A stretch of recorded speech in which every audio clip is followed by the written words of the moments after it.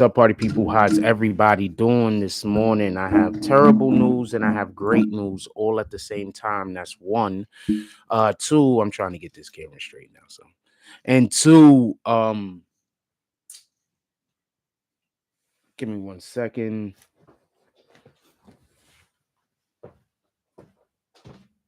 I'm late because I had to run to the store, and then some weirdo shit happened in the store, but that didn't extra make me late. I just didn't decide to run to the store until the show was almost about to get started.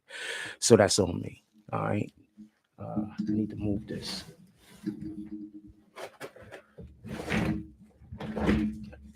I have our mic on wheels over here for everybody that don't know.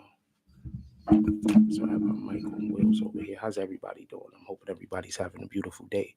We actually have a shitload of stuff to talk about in concerns to P. Diddy.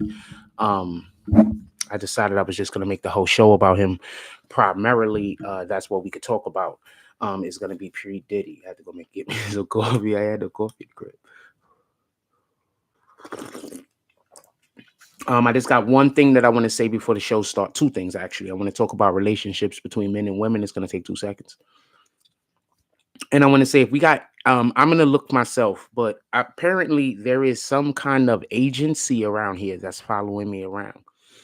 And that's why so many, I believe it is, because there was 2 people yesterday morning that seemed to be a part of some kind of group of individuals. They had like on a, you know how they have the necktie thing on with the ID and shit. Well, they both had like shit like that. I didn't really look too closely. And then they walked back into the project. So this might be like an agency people that's following me around. So that means they have supporters, people that support their following people around and stalking people. So I would like to find out who the agency is so I can find out who the people are that's funding them. So I could show the people the work that we were doing on the internet, you know, through the totality of us being on the internet, so they can understand what their money is going towards harassing. And then maybe we could put an end to some of this foolishness. You know, maybe some people lose their jobs. I don't know. But I don't know. It seems like that's what it might be. Because some other weirdo shit happened. I go to the supermarket this morning and there's this short Indian lady. Like she just recently like broke her foot or something like a couple of months ago or something. She's walking like with a boot on her foot or something. So I hate going to her because the energy is just really terrible. Like she just has really terrible energy. When you come into the supermarket, sometimes you see nobody on her line at all. So nobody don't like going to her, just so we could be clear. So when you go into this particular supermarket, you don't see nobody on her line, but you see all the other lines filled up all the time. So I just go to her anyway because I don't want to stand there for 20 minutes all the time, just so I don't have to deal with her. And unless there's somebody there, unless there's a uh, uh, lady that I particularly like not like want to get with, but you know what I'm saying. I appreciate her service, right? Just so we could be clear. So nobody uses this lady. This isn't just the me thing. I've seen multiple different people that go and live in a community arguing at this lady and cursing her out, just so we could be clear. So I go in there. They got some new guy that works there at the register, right? Big black guy, right? So she's over there busy talking shit about him to me before I even come in the building. Then I get in the building because they got the gate, the wall, the mirrors, you can see it. And she's talking shit about her own people that work at the damn make the sandwiches because apparently they don't hate me along with her. So she don't like them either. So she's busy talking to the dude at the register, talking shit about me and talking shit about evil is evil, fam. When people are just doing evil, you just be like, what the fuck, fam? So they gotta be bad people because they don't want to hate me along with you? What in the hell is wrong with you?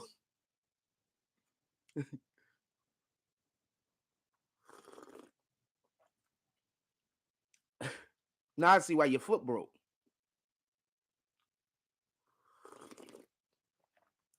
No telling what other bullshit you've been doing out there in the world. Let's talk about Diddy. Let's do roll call real quick. It's just me talking and shit. I thought I was gonna be a little bit late because I ran to the store.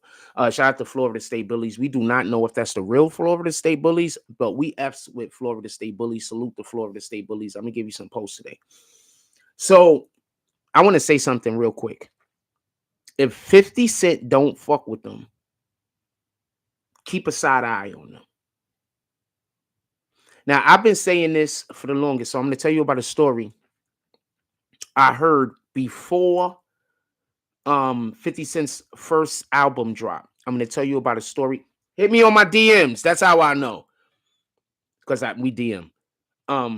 Before 50's first album drop. So I'm talking to a producer that I know. He produced a couple of tracks for a couple of dudes. Mobb Deep, Busta Rhymes. He got a couple of golds with Busta. All right, so I'm talking to this producer I know, and he wants to work with me also because, like, at this period of time, I still want to be a rapper. So what happened was, I'm considering it. Like, I had gave up on it, but I was considering it because it's something that I just was doing every day, so it's in my heart. So me and homeboy talking, right? And he says, "What was I working on?" So I was working on some songs that I made, but it was songs that made me to sing. Like I was like making songs along the lineage of your man Ja Rule. He was popping at that time. So I was making songs like that where I was singing and I dropped some verses. Like I still know the songs, fam, that I was writing. I still know at least 4 of the songs I was writing. Still know it off the top of my head. So I was talking to him, and the dude turned and turned to me right in front of the back store, not the back store, right in front of the store. The back store, the store in front in the back of 840. I think that's 159th Street. No, it's 160th Street. There's no 159th.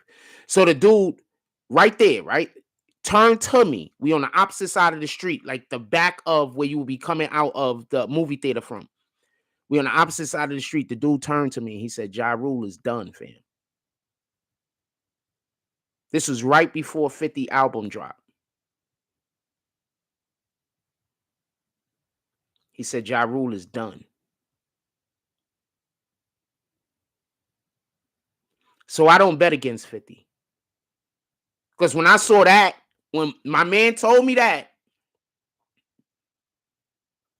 and then I saw the shit unfold in front of my own eyes, I keep trying to tell y'all,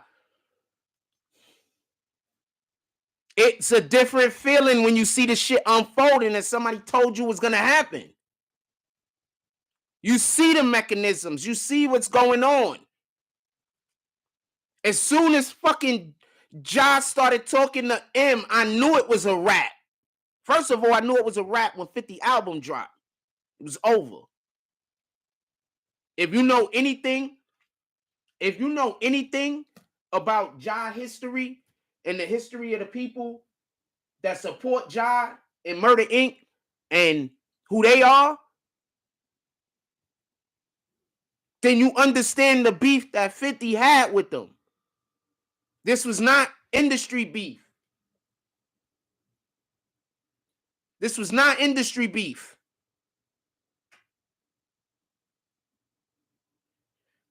Y'all guys is out here shooting at each other because 50 Cent got shot at.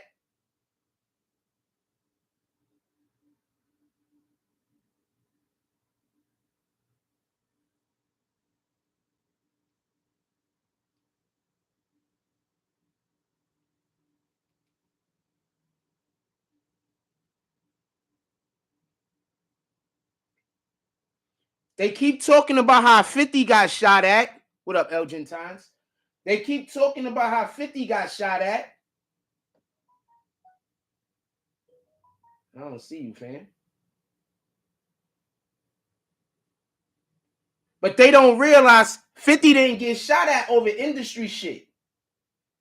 There you go, Florida State. What's up, fam? What's up, fam? 50 didn't get shot at over industry shit. What up, Nick the Slick? Salute. 50 got shot at over some real street shit.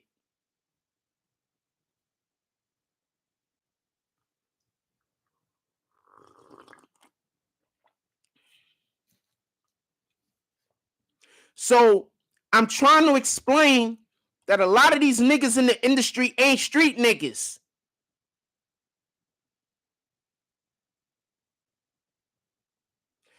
$50 a street nigga. Pardon my language. I'm just saying what it is. What's up, Brandon Washington? Salute.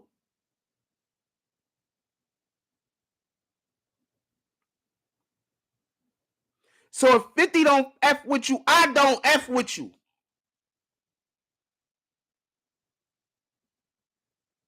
That's why. That story. And because of from who I heard it from. It wasn't just some random. Why you think we don't talk about Puff? Let's talk about Puff right now. Let's get right into Diddy. Check this out. Do y'all understand? Okay, hold on. Let's just move back for one moment. Y'all know how I keep telling y'all that these rappers are not rich. I'm going to say that again. You know how I keep telling y'all that these rappers are not rich. They're just holding money for people.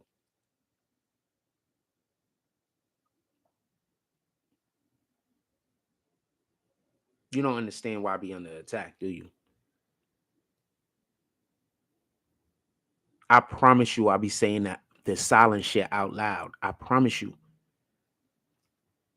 I promise you. These rappers are holding money for corporations. This is like the highest level of money laundering. But that's a whole nother story. I'm not getting no further into that. The FBI knows.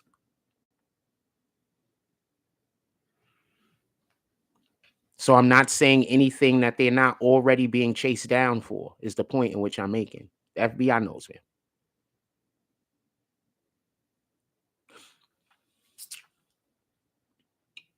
Fuck it. Why do you think that they showed up for Young Thug like that? What did I tell y'all? Hold on, stop everything. Why did I tell y'all that that dude showed up to Young Thug trial to say that Young Thug was innocent? What was one of the things that I was trying to express to y'all? They don't want their books opened up. Do you understand what happens when you see one of these rappers get canceled? Why do they go broke so fast? Because that was never their money. And the people just remove the money that isn't theirs in the first place from their bank accounts, which is them. So what do you think is happening to Diddy right now?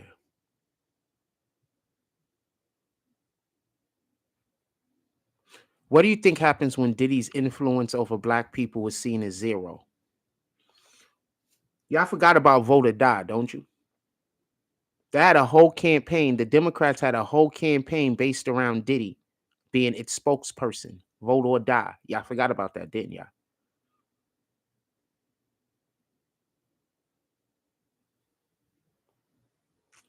Question is, do y'all remember what that was the backlash from?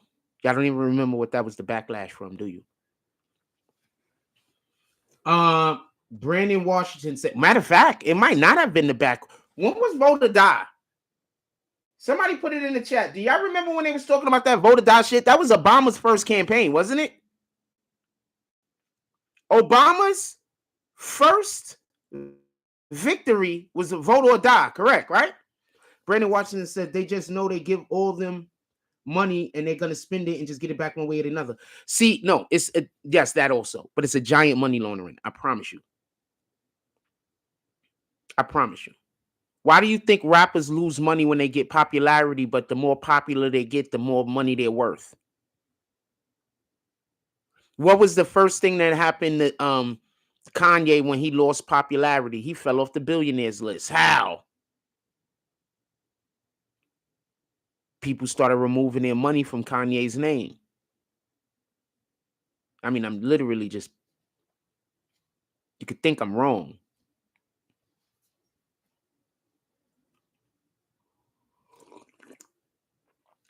What do you think happened when they said Puff is no longer our chairman?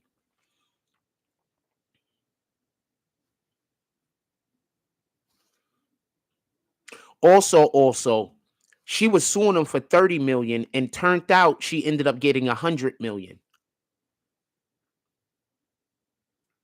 Yes, absolutely, Brandon Washington. You're getting it. Sponsorships and endorsements is what make these guys look rich. 100% getting it.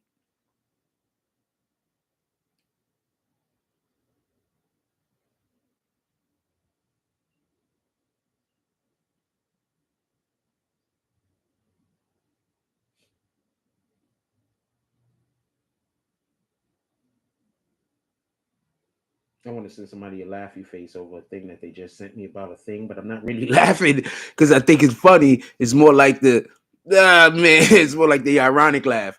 The ones who really are smart are taking that money and buying assets, not liabilities. The ones who are smart. Do you understand that these dudes sign contracts that basically gives them loans that we're hearing they can't pay back in a lifetime? So then how are they worth $10 million?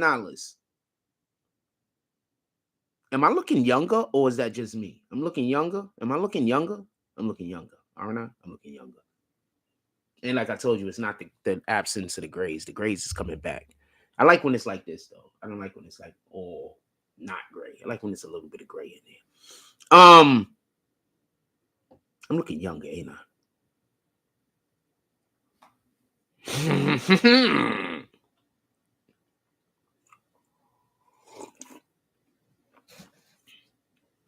Maybe I got a secret.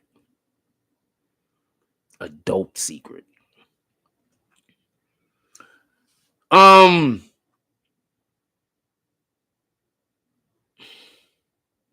Allegedly, she was trying to sue. No, factually, she was trying to sue him for 30 million. Allegedly, she ended up getting somewhere near 100 million. There's only one way that could happen if she was not in it for the money. You do understand this, right? I'm going to say that again. She sued him for 30 million and allegedly she got 100. You do know what that means, right? She was not in it for the money. That means they literally okayed the 30 million and she was like, no, that's not enough. Meaning she didn't even probably expect for them to accept the 30 million. So she most likely went up. So they had to go up and agree. And then she probably was like, nah, they keep agreeing. Let's go up higher. So Puff Daddy, P. Diddy, Sean Combs, he's a board member on a lot of these different businesses and organizations and corporations, right? So basically, there's a liability insurance that kicks in when he gets sued in concert with the corporation that they're forced to pay.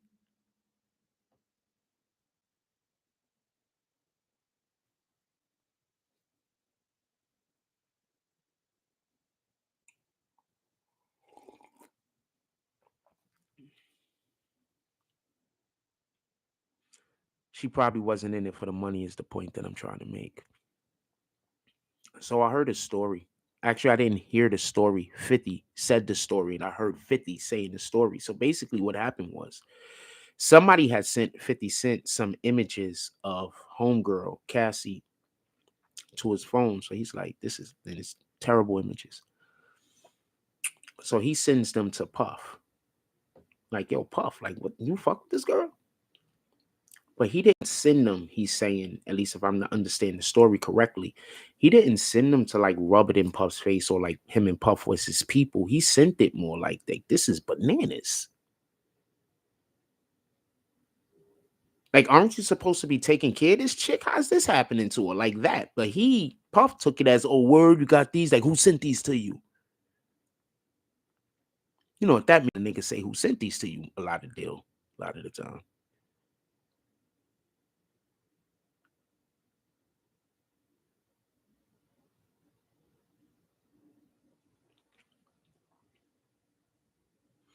I got a typo. Oh, you got a typo. Nah, we all good BBN family. What are you talking about? All of the things. I be saying that, people be laughing. Yo, y'all know I be saying my slogans in real time in real life when I'm in actual conversations with people. When I'm in, y'all know I do that, right? Like all of the slogans and everything that you hear me saying here, like the way that I talk here, I do that in real life when I'm talking to people. And sometimes it bugs me out because I don't expect the person to laugh when I say it. So shout out to that shit. And shout out to the good people that live in Coney Island. Shout out to all the good people in the world. But shout out to the good people that live in Coney Island. The bad people, I'm not shouting y'all out, but y'all got to get y'all act together.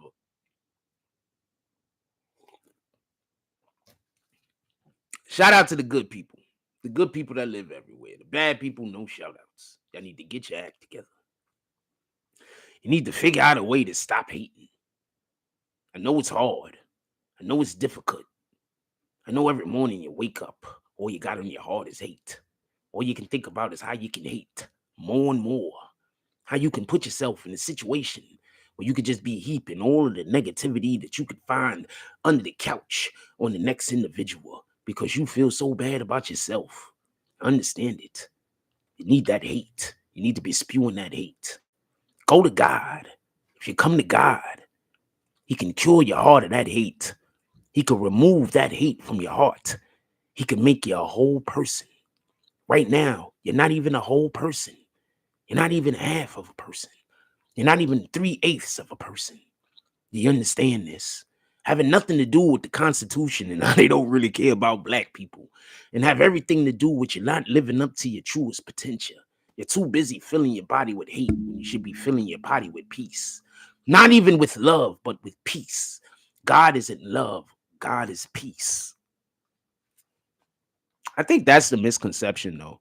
People was like, if God loves everything. No, God is not love. God is peace. So wherever you find peace, you find God. That's why men go where they find peace. Because all men, whether we know it or not, we are searching God. And so therefore we go to where God is. And where is God? Where we find peace. So sometimes women just lose their man because there's no more peace in the home. He probably still loves you to death, but peace isn't there anymore. You've removed him from God's sight. Something to think about.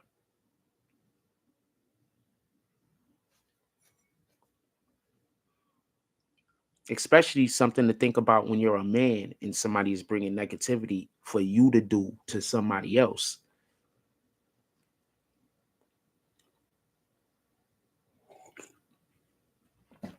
Be mindful. Men search out peace because in our hearts, in our essence, I don't care what a man says, what he thinks about God or what he doesn't think about God. In his essence, in his heart, it's in our DNA to search out God. These are just facts. That's why a man, you will always find him where he finds peace. And that's why some women swear that they're good women, but they can't keep a man because they're doing a lot of things, but they're doing it not because they want to, because it's a chore. So therefore, there's no peace could be found in it. When you're cooking my dinner because it's a chore rather than because, this is something that you enjoy doing, the energy is different.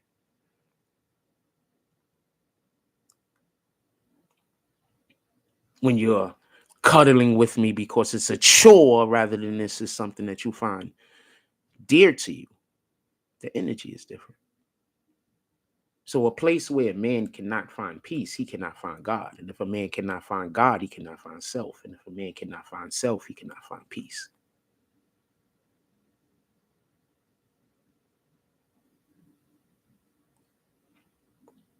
So the man isn't cheating on you all the time. God is just calling him. Because where he's at, God isn't. Anyway.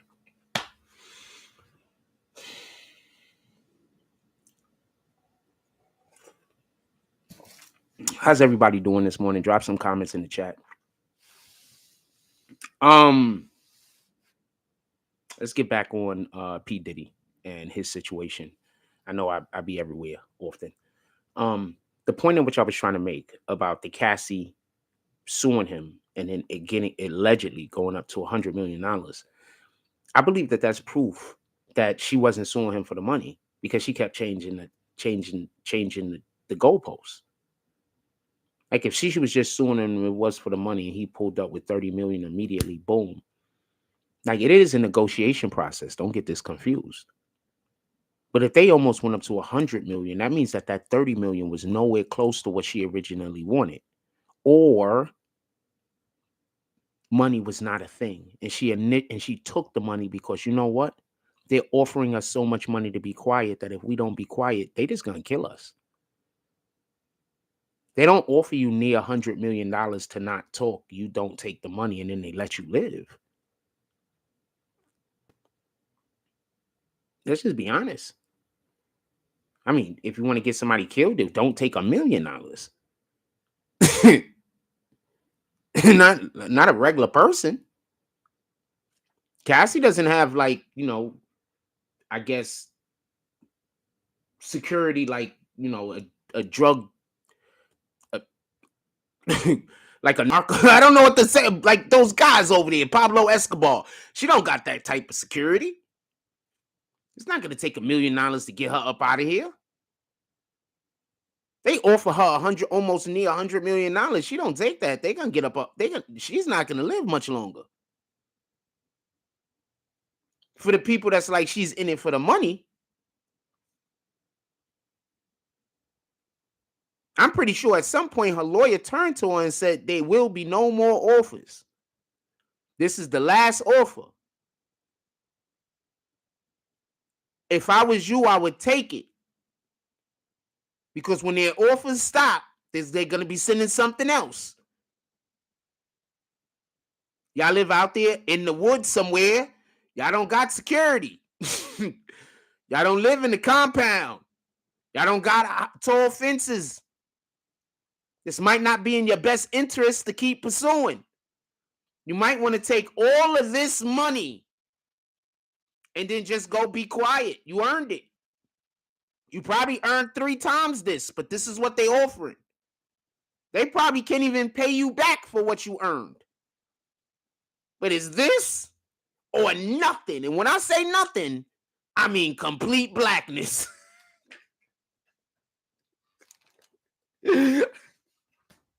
Because I don't think I can't say they're going to kill you. So I got to be articulate. I don't think I could be like, yo, look, bitch, if you don't take this offer, they're going to blow up your house. They ain't going to leave nothing. Not you, your husband, your kids, you're all gone. You better take this and then shut up. I don't know if I could say that, so I'd say it the first way. I need you to be paying complete attention to me because this is serious. There's a good chance that if you do not take this money,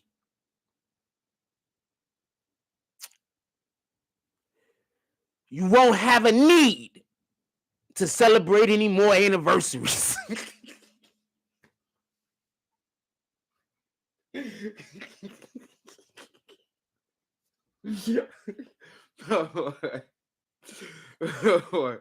Like you gotta be tricky with this shit. They need to put me in a movie, fam. You gotta be tricky with this shit. Yeah, I don't think this is gonna work. Like, I think you should take this deal. Look, if you don't want to take this deal, I might have to change my number.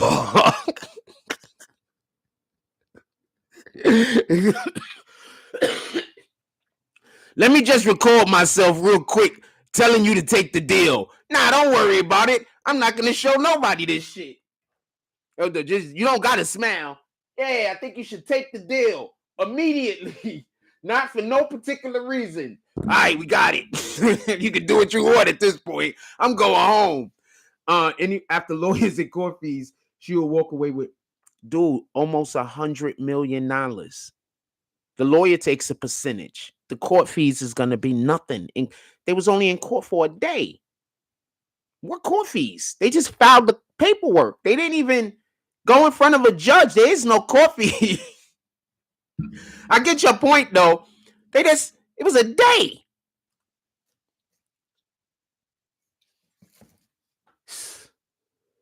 Well, her lawyer's gonna get 20%. I don't know what it is. A lawyer's gonna get, I don't know. Probably more because they were probably doing pro bono. And so they probably like 40 or 45% or something like that. But yeah, because when they doing it for pro bono, they take a higher percentage on the back end. You understand what I'm saying? Or you just gotta pay everything on the back end, and then they get their percentage or whatever the case is. But like I said, as far as we know, they filed they sent one letter, but I don't think that's what happened. I think that, you know what I'm saying, this was a year, this was over the course of a year, so they probably, you know what I'm saying, worked up a pretty good bill. I think this was over a course of a year, so they probably worked up like a pretty good bill.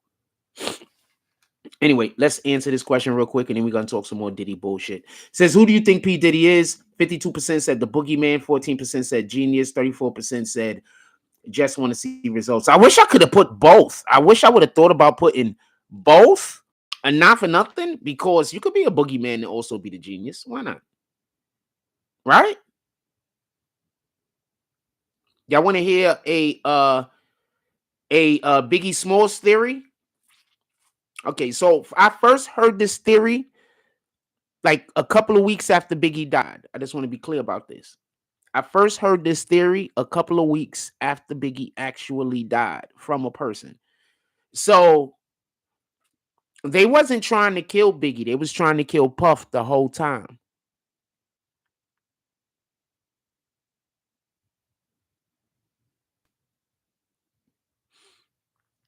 Absolutely could talk about DJ Vlad and Hassan Campbell. I meant to put that in the title. I just forgot.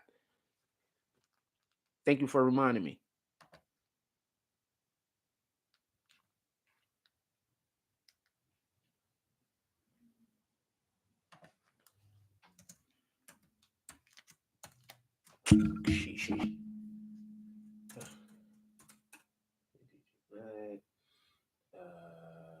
I should have put Hassan Campbell goes on DJ Vlad, right? I don't know if I got that much space left. Let's see. Do I? No. I just put Hassan Campbell and then DJ Vlad, right? Do I got that much space? I don't know. There we go. We got enough. And I can put a comma. Bam! Let's go. I needed another comma, but we don't got space. Rat bastards. It is what it is. Fuck it. Let's go. All right, I updated the title. Thank you very much. Appreciate you. I updated the title. Thank you very much. I'm looking younger, ain't I? All of the things. I'll take care of yourself, at least to a reasonable degree, right? Lady at the damn supermarket is really upset. I think she was basically pissed off because the people that make sandwiches ain't mad at me. Like, that's how you know somebody just evil. When they mad that another person ain't mad at you for some shit that don't got nothing to do with anything. They just be evil. That Indian lady just she is evil. Anyway, shout out to her. Hope I don't know. Hope God touches her heart. That's it. That's all you can ever really ask for. What up, Jay Tizzy? I first heard about that in the 90s. The reason why I constantly tell y'all, I think I've mentioned that on this page also before, just so we could be clear. But the reason why I be telling y'all when I heard it is because a lot of these rumors is not new. You understand? This shit is not new.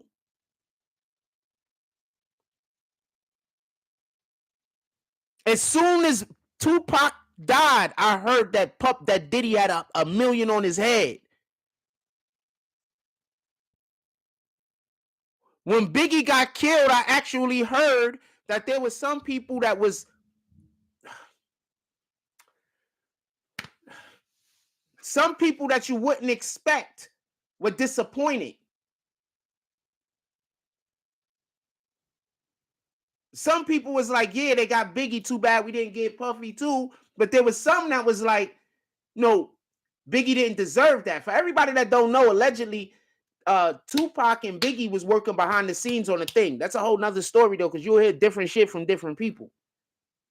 Because the only people most of the people that are still actually alive is the people that wouldn't have benefited if they would have worked together. This is the shit you got to understand. If Biggie and Tupac would have worked together, do you understand? First of all, there would have not been no East Coast, West Coast beef. Do you understand how many years of East Coast, West Coast imaginary beef the industry benefited from? You understand? So the only people that's still alive is the people that if Tupac and Biggie would have worked together, those people wouldn't have benefited. The people that would have benefited, most of those niggas ain't here no more. That knew about it. But it was a known thing. You understand? Like, there was people in the know that. It's hard for me to explain this shit because so much misinformation goes out. Before YouTube and Instagram existed, the level of misinformation that was out about shit that was going on in the rap industry, all that shit is incredible. Y'all niggas that ain't in New York, y'all didn't know nothing. If you wasn't in New York or in LA, those are the major two hot spots back in the day. Let's just keep it a stat. If you wasn't in New York or in LA, you didn't know shit. Y'all niggas was getting all the wrong information. And nobody can't say nothing about it because the people that was controlling the information, they were benefiting from y'all getting bad information. All they had to do was keep telling you that the people that was telling you that the real shit was liars and y'all were just believing them.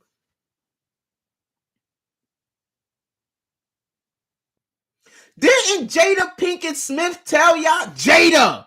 Didn't she tell y'all Biggie and Tupac actually was cool? Didn't she even say that shit? The demoness herself.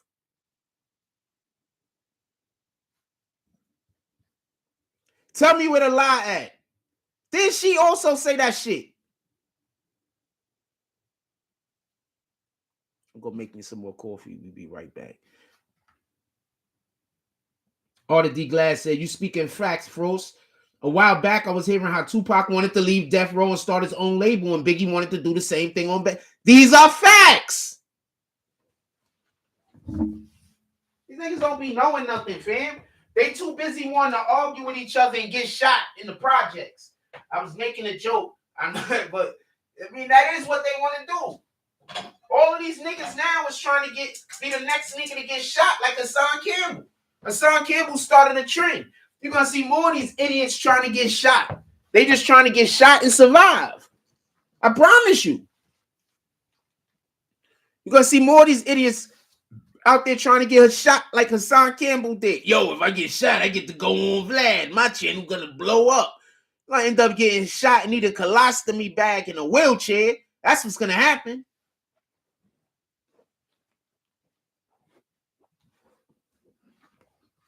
See all these content creators. Now they going to want to run around and get shot. Watch. Not me, fam. Y'all can keep all of that level of fame. Copy? I don't even want fame. I want to be able to take care of the people and myself and the people I need to take care of. And I want to create shit. That's it. That's that's it. I don't have no other wishes. Serve God. I mean, but yeah, I'm going to be doing that when I'm doing the other stuff. That's it. That's all I want to do. I don't want to do nothing else. I don't get it. Anyway, I think my water's almost boiling. Let me go get my water real quick. I don't get you niggas. But look, it's boiling. I want to say something real quick. Listen, pay attention. If Tupac, and Biggie team up, that changes all of not just hip-hop history, but American history. Think about that.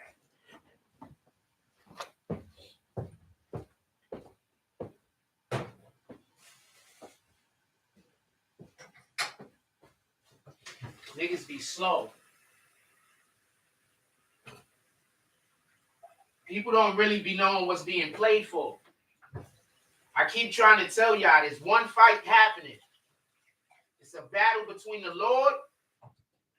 It's a battle between the Lord's word and the people that want the Lord's word to come into fruition, and the people that don't want the Lord's word to come into fruition. That's the only battle that's happening, fam. They're tricking you if you believe that there's any other war going on. That's the only war. That's what every war in history has been about.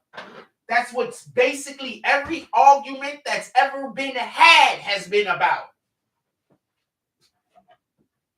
All conflict is about that. Once you understand that, you start looking at people differently. You start understanding that that there's only two types of people in the world: the people serving the God's will and the people that's not. And then you start looking at shit different. Stop letting them niggas trick you. Stop letting them niggas trick you. They got y'all out here attacking God's people. They got y'all out here attacking people that might not even be God's people, but might be doing God's will. That's why whenever everybody try to gang up on one person, I don't join in. I understand that that's the devil's work. That's how the devil works. That's how Satan works. I understand that. I wish more people did. God, why would God need to gang up on anyone to defeat anything? Do you understand the story of David and Goliath? Or do you just hear it and think it's cool and appreciate it? Or do you actually understand what the story of David and Goliath is teaching? They tricked you. They got y'all to believe the story of David and Goliath was primarily about something with small, diminutive, defeating something that was colossal. It's bigger than that. There's more lessons in that particular story. Satan is always going to come with more than enough. But no matter how much you are, if you're with God, you are more than enough. You understand? Satan is always going to present something that looks like a united front.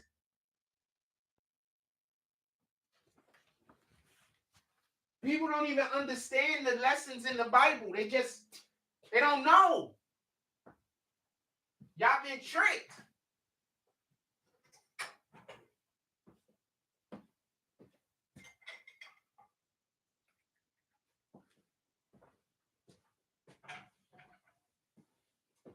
The easiest way to get that Satan get people to do his bidding is by tricking them to thinking they doing God's work.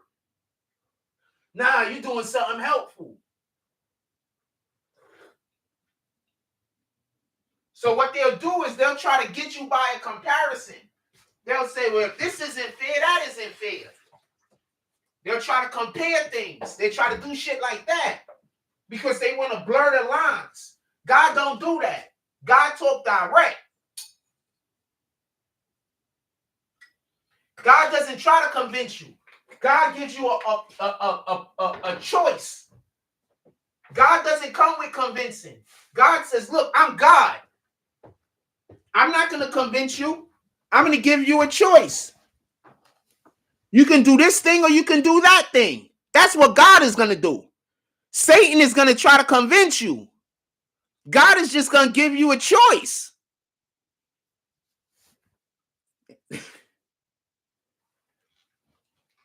That's why Satan gives you his blessing first. Because he's convincing you. While God is just giving you a choice and saying, have faith. You understand? Y'all be out here helping Satan.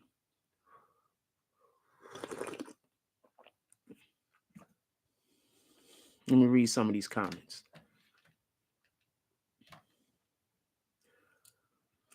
Brandon, and I'm going to get right back into Biggie and Tupac. Brandon Washington said it's a spiritual warfare going on. That's a whole fact. Brandon Washington said going from the future prosperity for man compared to the decline of mankind. Going from the future prosperity for man compared to the decline of mankind. I need you to explain that if you don't mind. I'm not trying to argue with you. I got to say this because I got to start saying this more. I'm not trying to argue with you. I just want to have, I think you got something there and I want to get a better understanding. Jay Tizzy, what up, Jay Tizzy? Said they would have became billionaires and control hip hop without corporate label help. Do y'all remember when Tupac said that he was going to run for office? I know I'm not the only one.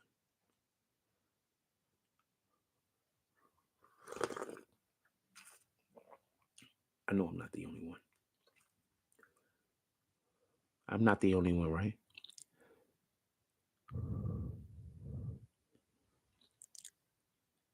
Yeah, so this mic is on.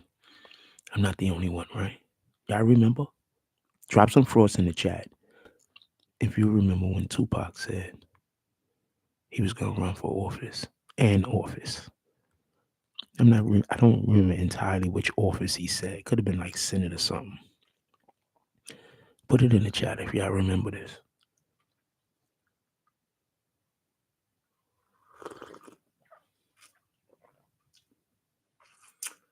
All right, I'm going to show y'all the cream I got today. By the way, I didn't buy the creamer today, but this is the cream I'm using today. Fucking incredible. Okay, so if I come over to your crib and you like, we know Frost like coffee, this is some good creamer. I primarily only want to buy Starbucks creamer now, apparently. Because this shit is good. And so is the other one I had, which I think is actually the same exact white mocha, but just different label. So I do think I bought the same thing twice because I always buy the same thing. I don't really mix anything up. I generally just buy the same stuff. Like, I don't get tired. If I like something, I don't get tired of it. I remember when I was basically every girlfriend I have always has to make me try new things. Like, this, I won't get bored of something I like. Like, I literally won't get bored of it if I like it. Like, I won't get bored of it. Brandon Washington said, in spiritual warfare, there is good versus evil. Good being the prosperous future of mankind, evil being the ones wanting to see the decline of mankind, doing Satan's work.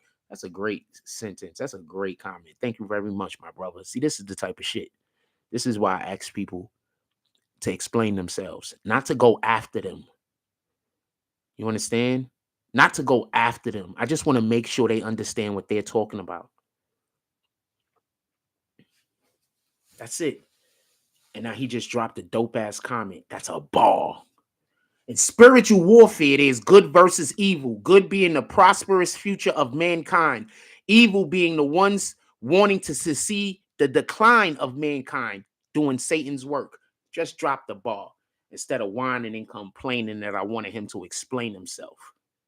Thank you for being an adult, Mr. Brandon Washington. When y'all see people coming here that can't be adults, could y'all please call them out? Put like baby bottles or binkies down there or something. Every time you hear me say, could you explain yourself? And the person just either starts crying, they don't want to come explain themselves, or they just start attacking me for no fucking reason. Part of my language. So I want to explain this. If Diddy, I might skip these ads for y'all. I'm going to skip those ads. If Diddy, right?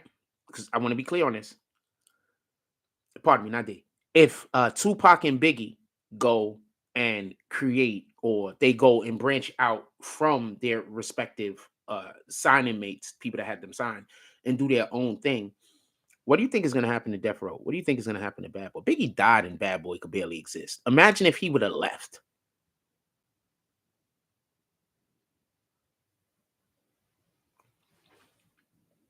I want to point something out also. If they was really trying to kill Puff, did Puff hide behind Biggie while the shots was coming? Anybody thought about that? Were they in the same car? They was in the same car, right? Did Puff hide behind Biggie when the shots was coming?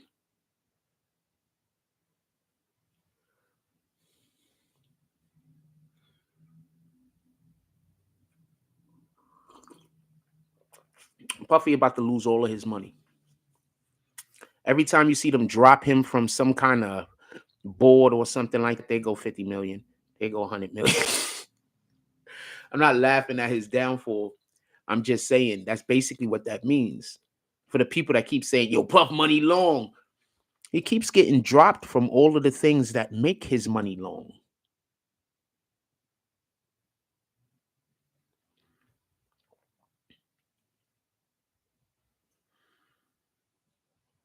Now I'm about to put you on the game. Do you remember the thing we just talked about a second ago? No, they really wanted to kill Puff. That had nothing to do. He did not set Biggie up. They wanted to kill Puff. Puff did not set Biggie up. They wanted to kill Puff. This is the way I heard it. The way I heard it is they believed that Puff is behind the situation going on with.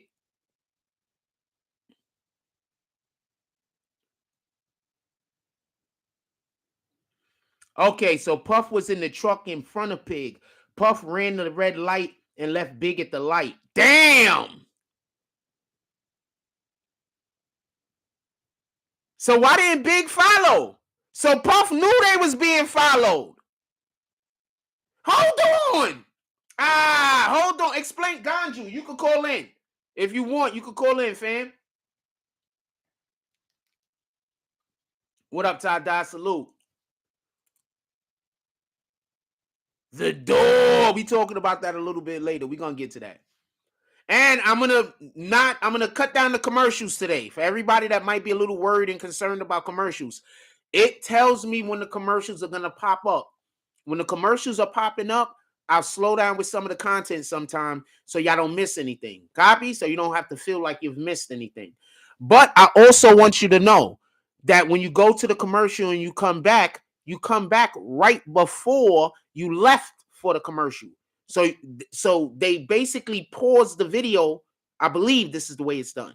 They pause the video, right? And bring you back where you left, basically. So don't worry about it. I'll make sure that I do the content right. Ganju said you don't get any commercials. That's because you probably got the YouTube plan. You bought your YouTube. You pay for YouTube. Like you got your YouTube plan. And maybe they don't give everyone the commercial. I think they just give it to like a couple of people.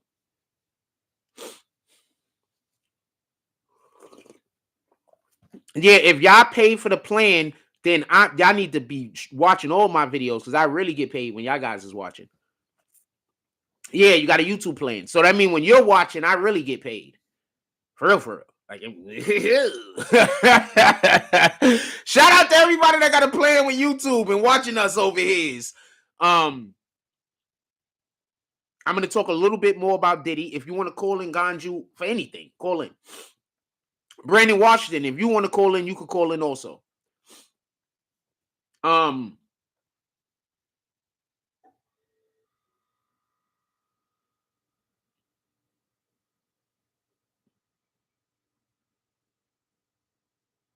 So he left him at the light.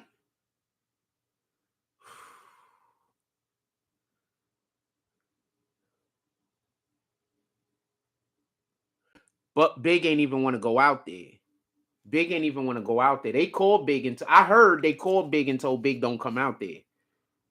I heard Big was called and told don't come out there. Them niggas is head hunting for y'all. They couldn't get Puff, so they got Big. I heard they was head hunting for them. That's what I heard. Is that true, Ganju? That's what I heard. That he was contacted and told don't go out there. And Puff was like, nah, Big, it's everything gonna be good. Don't worry. F them niggas. And Puff had to talk Big into it. This is what I heard. I do not know this to be a fact. I heard Big did not want to go out there. Puff had to talk him to it. You know, Puff is not welcome at the Grammys this year. They told him to stay home. They said, look, Puff, we've had enough. We need you to stay home. We don't care what your new name is. He gonna show up with a new name. He gonna show up with a new name. He's like, but y'all said y'all didn't want Puff Daddy here. Don't worry. My name is Abacus.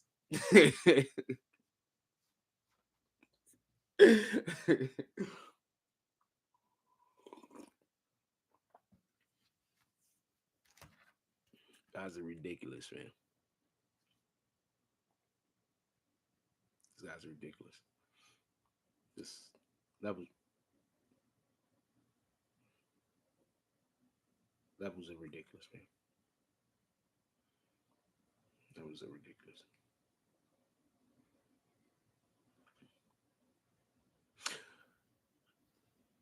Could I take one break to talk about something real quick?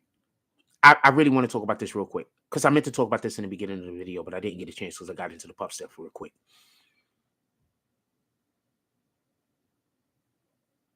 Don't take that. Take that, take that. Don't take that, take that is going to be his new name. Listen. All right, listen. Why are lesbians, women that are married to other women, divorce rate in the 70 percentile? Could somebody explain this to me?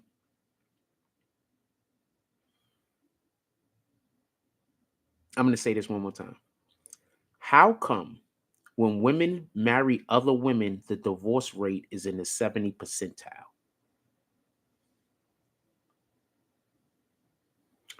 I'm going to add something to this.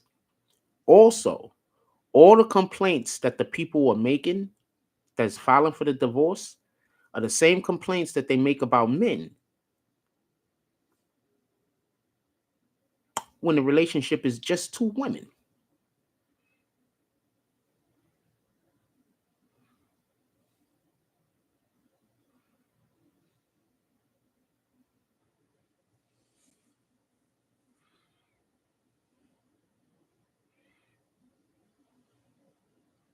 Just something to consider.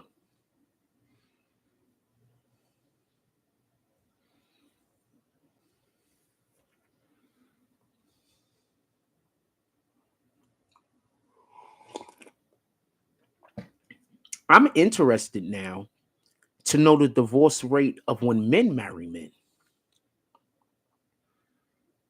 Because are you trying to tell me this whole entire time women were the problem?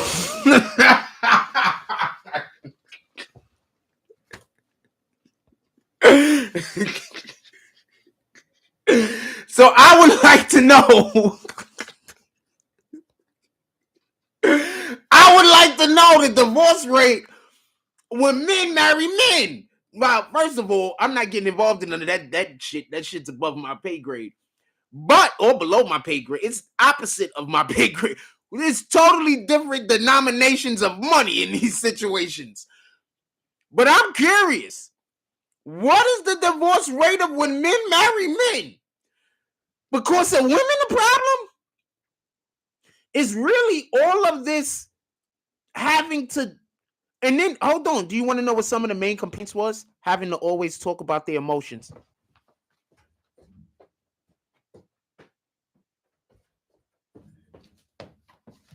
So women were complaining that the relationships that they were in with other women, the reason why they didn't want to be in a relationship no more, because they just couldn't take the shit, is because the woman that they was with was constantly asking them to talk about their damn emotions.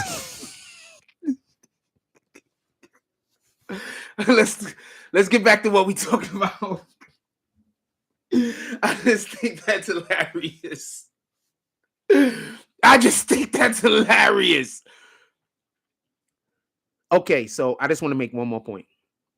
How do you simp ass niggas feel? That's always talking about the woman is right. How do you niggas feel when there's proof right in front of your face that women can't always be right? They can't even be right 70% of the time.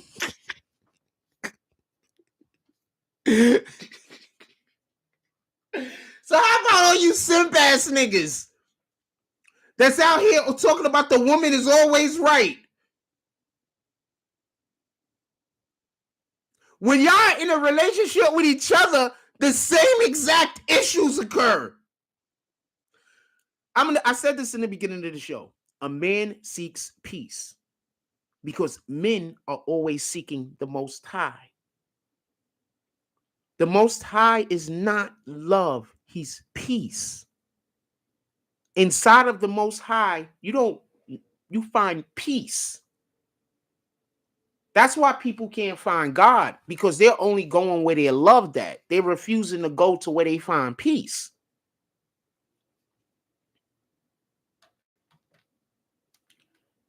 So men are looking for peace.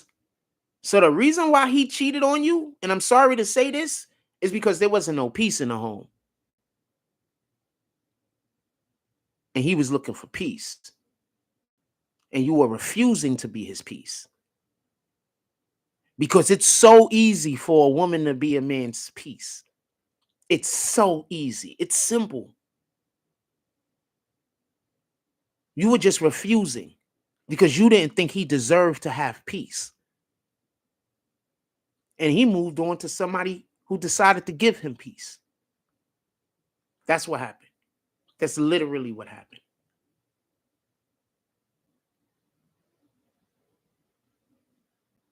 So when you decide to be a man's peace,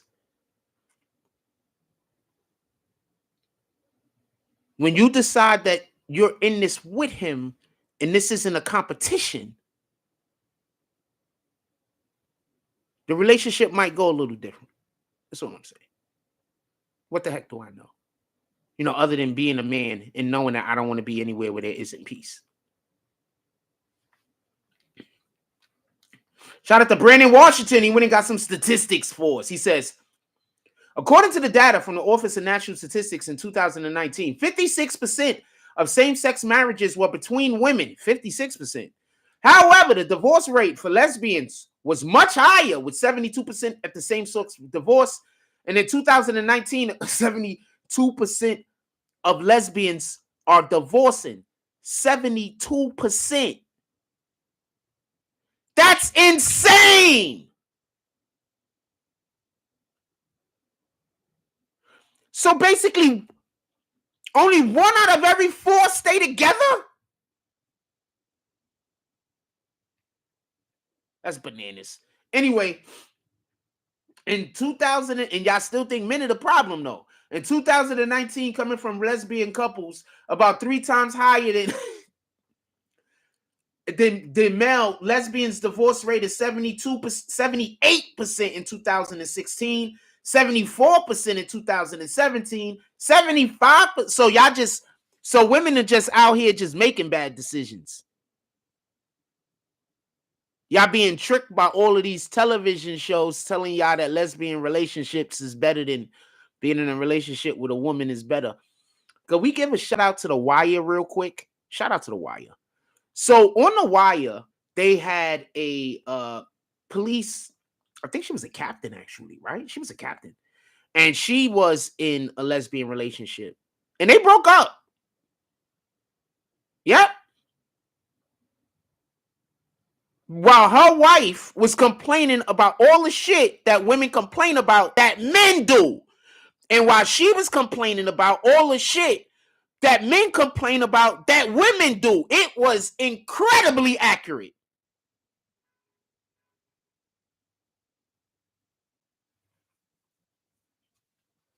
So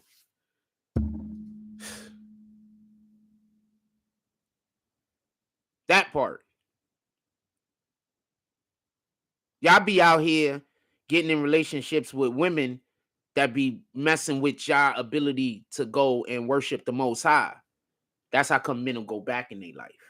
Because you'll be doing some shit that you don't even know that's furthering the Most High's agenda. You'll be accidentally working for the Most High. So he'll be blessing you. And then you'll get with some chick and she'll be like, nah, you shouldn't do that no more. That don't mean, and you're going to want to make her happy. Because men want to make the woman that they're with happy. We do. Just y'all can't be made happy. Like, you know, like people got to find happiness within inside themselves. Every individual, male or woman. So you can't make another person happy. That's just not the way that works. What you could do is bring them peace. And inside of peace, they can then make themselves happy.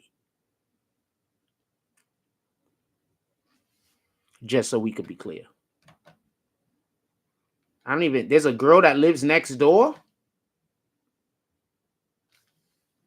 I didn't even know I had a girl that lived next to me. I didn't even know I had a girl that lived next door. To be honest with you, shout out to that shit though. Is there a girl that lives next door? There's an Indian family that lives over there. And I don't even got neighbors on that side, I don't think. I mean, they all the way down the road. I don't know who lives there. So shout out to that shit.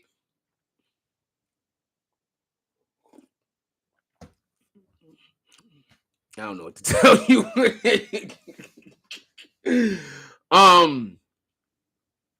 I don't want to see, we're not here to bash women, but yes, the domestic violence rates between lesbian women are actually, I believe, higher than between men and women. This is women attack in the relationship more than men attack in the relationship. Just so we could be clear, this is way higher, I believe. But we're not here to bash women. I just want to point that out. We're not here to bash women. But I will acknowledge that is a thing. You see them all happy, no pun intended. I don't understand what you mean by that. Oh, because they gay.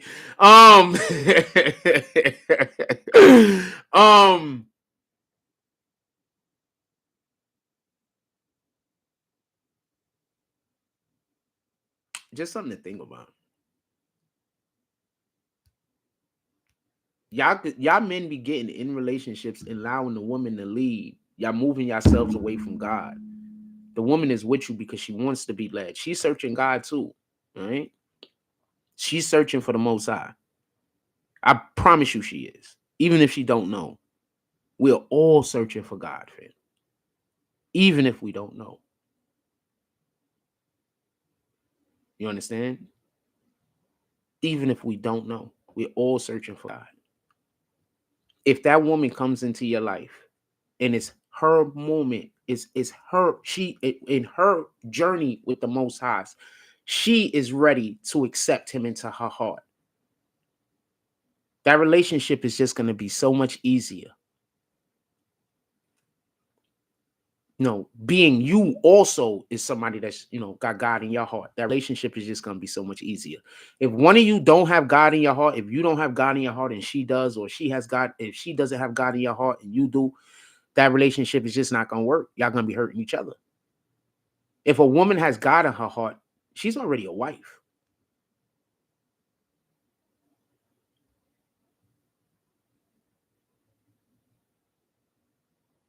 I'm just saying what it is. If a man has God in his heart, he's already a husband. That's one of the things that come with worshiping the Most High.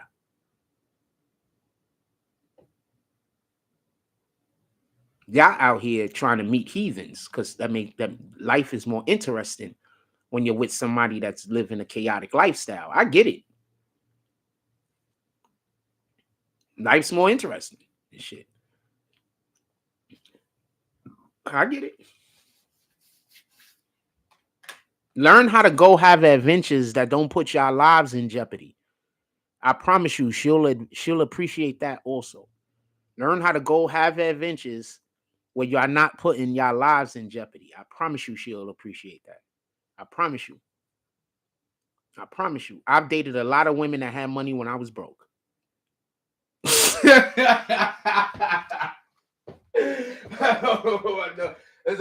saying facts, man. I'm doing.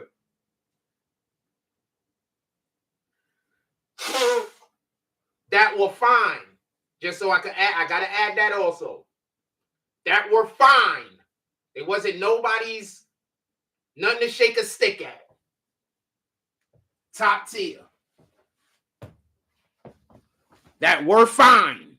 Just so I could. A lot of times chicks be like, yo, why ain't he hollering? I'm gonna be honest. Like, I'm really used to dating like really, really attractive women. Just on some real shit. Just on some real shit. Yeah, just on some real shit.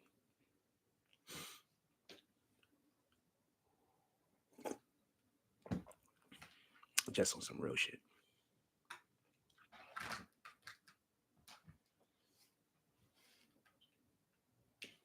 You want me to mention that name that you just wrote down in hopes that people will go over there and try to find out what that is. And all I have to say is, I don't even know that person. Why do y'all keep trying to threaten me with interviewing people that I don't know? Niggas be like, yo, I'm going to interview that stranger you walked past the other day. Like, you can't be on my Johnson that much. You're just going to interview a person because they saw me one time. Yo, I was on the bus with Frost. What happened? He was sitting there. Oh, wow, that's so interesting. I don't know what to tell you, fam. I just don't know what to tell you. Do what y'all doing, fam. I don't know what to tell you.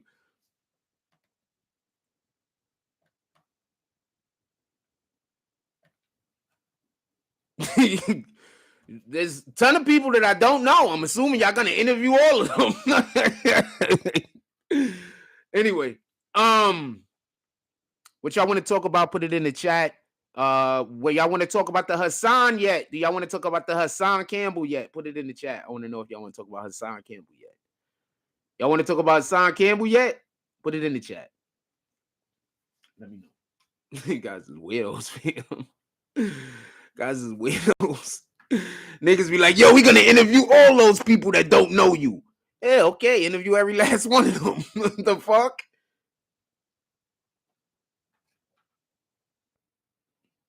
What the hell can I do about that? What can I do about somebody being so obsessed with me? They'll interview a person even if they just walk past me on the street one day. What can I do about that?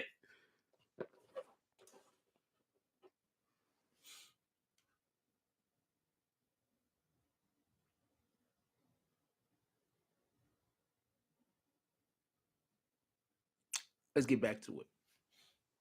Y'all better pay her some money. I gotta say that much. Y'all better give her some money and not no $5 or $10.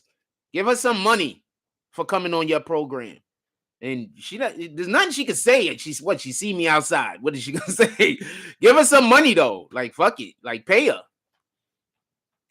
I mean, I hope you pay her pretty decent if she comes on that program. So you saying she told you all of the things that y'all saw on camera? That I asked her if she wanted some assistance and help and that I would help her? The thing that I told y'all I would do? And that I went to the store and thought that she was thirsty, so I bought her something to drink. So she's gonna come tell you all of the things that y'all saw on camera. Now y'all see why I don't be saying I don't want to help nobody? Now y'all see why I don't want to help nobody? Every time I try to help somebody, they try to hurt me. Now you see why I be saying I don't want to help nobody? It's not because I don't want to help nobody. I don't have a choice. I can't help nobody. As soon as I try to help somebody, they're gonna try to destroy me. I keep telling y'all that. Y'all keep telling me I'm paranoid. All right, let's get back to the show. Y'all keep telling me that though. Y'all keep telling me I'm paranoid, but every single person I try to help try to hurt me. I don't know what to tell you.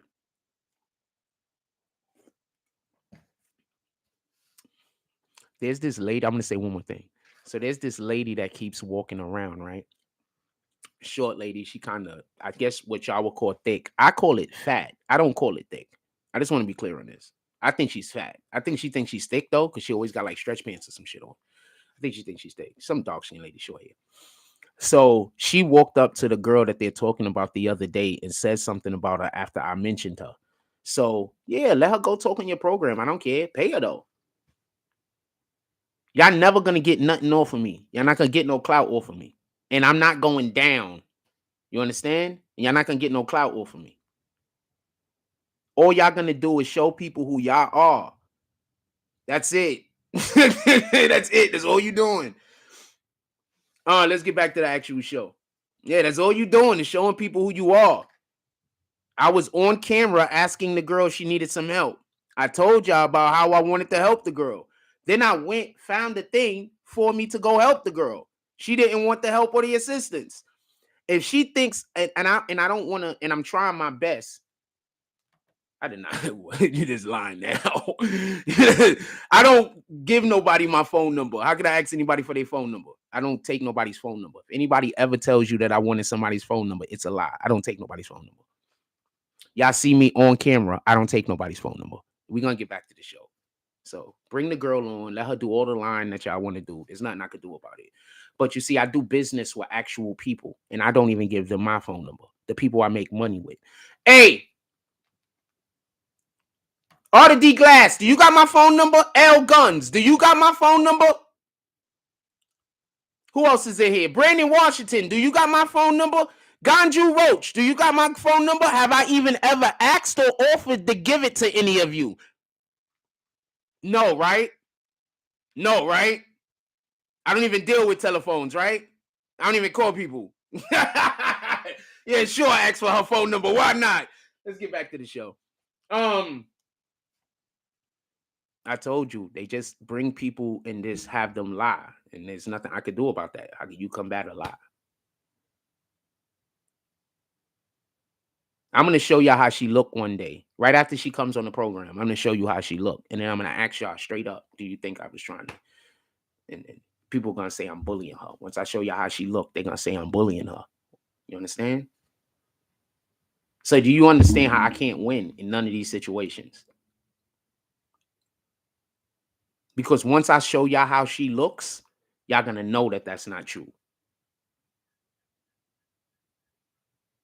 And then I'll show y'all how she looked every day. So you can just see and understand. And y'all just going to know that that's not true. So let her go do whatever she's going to do. And then every single day, I'm going to show y'all how she looks. And then you're going to say, wow, why did they do that to that girl?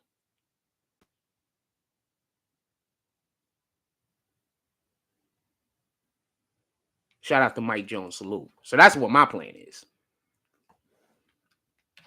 So that's what our plan is. So y'all go do whatever y'all want to go do. Anyway, so let's get back to the show. Also, just so we could be clear, I just want to tell you another comment that they wrote, just so we could be clear.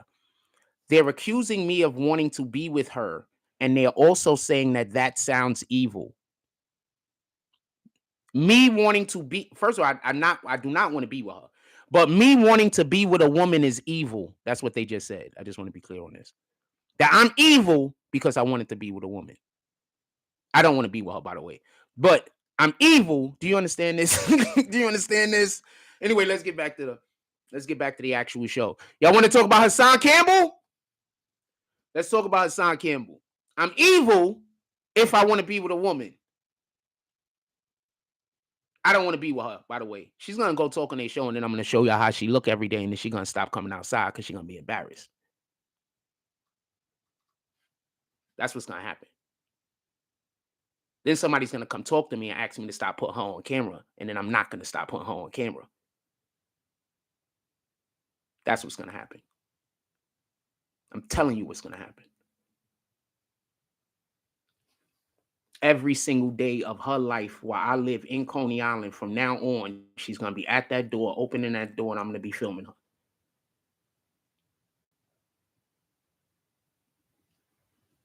Because I'm going to be there too. And I'm going to roast her every single day. And not in a mean way. It's going to be with love.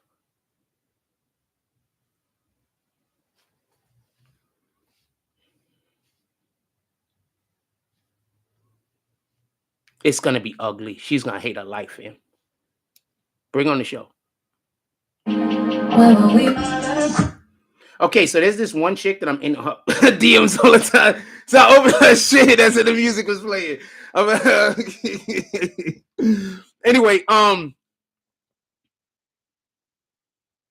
yeah, so you do what you want to do, man. You do what you want to do. It's not gonna be what you think. It's not gonna be the energy you think. I promise you. I promise you. She's not gonna want the attention I'm gonna give her. I promise you.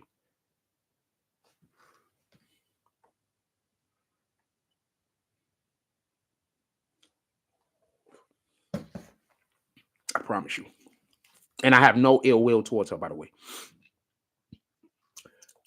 I have no ill will towards this person, by the way. Right. I have no ill will towards this person, by the way. Jay Tizzy says, I thought Hassan said Vlad was a culture vulture. Yeah. Everyone says Vlad is a culture vulture damn near before they go on his program. 100% said this. Vlad don't care though, because all of that helps Vlad. So Vlad don't care. But I want to say something real quick. A lot of these idiots are now going to go put themselves in situations. They're going to start setting up fights between one another like crazy now. Because these dudes is chasing fame. They're not chasing anything that's tangible. They're not chasing anything that they should be chasing. These dudes is trying to look good.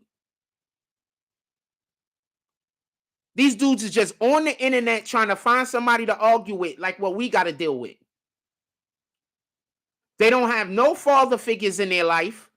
There's no way in the world that you can tell me that you ever had a father figure in your life if you run it on the internet starting arguments with niggas.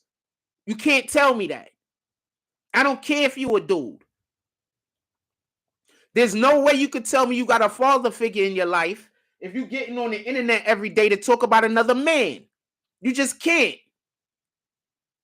These niggas is grown men that never had a father figure in their life. I probably didn't have my father as a father figure, but I had father figures. I was fortunate. Shout out to the Most High. He set me to the side, but he set me to the side so I could learn principles and morals. He didn't set me to the side and forget I existed. There's a difference.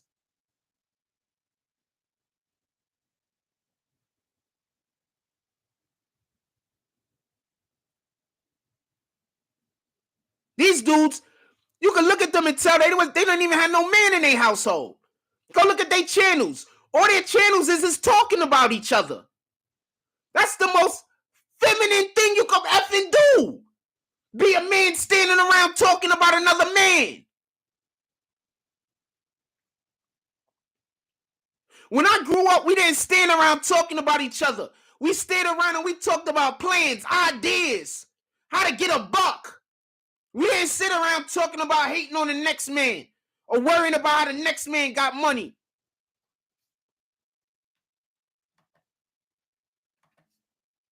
We didn't sit around doing that. We sat around figuring out how to get better at a thing. We sat around testing each other at things so we can get better. That's what we sat around doing. Y'all sit around talking about other men. I be walking where I'm at. I be walking down the block, and you can always tell when niggas is standing out there talking shit about you before you woke up. And you can tell when niggas is standing out there appreciating you before you woke up. Guess which one is God's energy?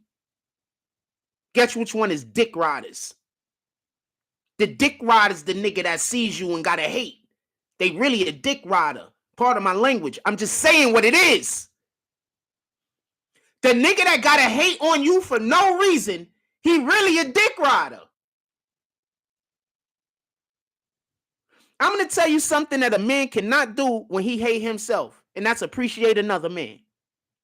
When a man hate himself, he can't appreciate you. When a man hate himself, you can't appreciate another person. That's the real issue y'all women is having in some of these relationships, some of y'all good women. That's the real issue y'all having. Y'all dating niggas that's just as much of a woman as you are.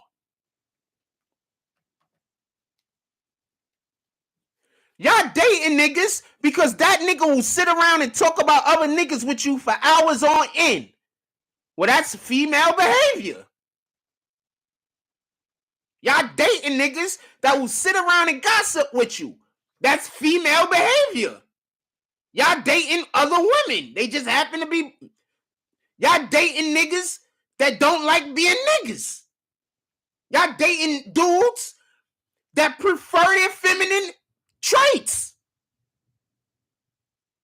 Because you know the masculine trait, dude, once you start talking about another month too long, we got to change the subject.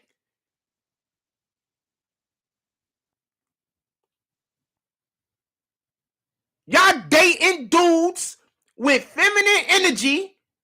Y'all dating emotional dudes that at the drop of a hat want to fight over nothing. What you think they trying to make me look like? Why you think they keep trying to bring people to me to yell and scream at me? They're not trying to trick people into thinking I'm soft. They're trying to get me to get into a situation. I'd just rather you just think I'm soft. Because I don't care about none of that. Because I ain't never been a sucker. So that shit ain't even important. I'm a grown man. What the fuck do I care about any of that?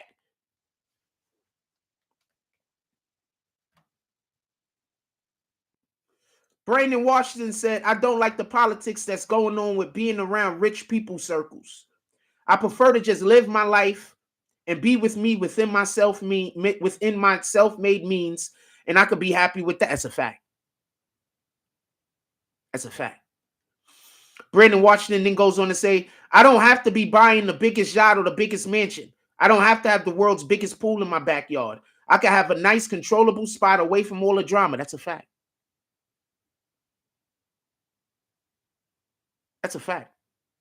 My dream, just so we could be clear, my dream, just so we could be clear, my dream is to just have me, my woman that I'm dating, whatever kids that we might have, and be able to have a whole area that I own, whether it's a place that I own 2 houses, 3 houses on the block, whether we just move out to the middle of nowhere and we just own a lot of property.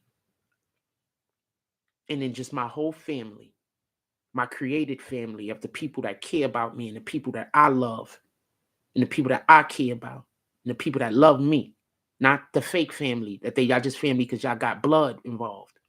I'm talking about the people that really care about me and move them wherever I'm at, whether I got to buy a tenement building, a 3-4 floor tenement building, 5 floor, like a small one with like 5-6 apartments or 2 apartments on every floor, small one.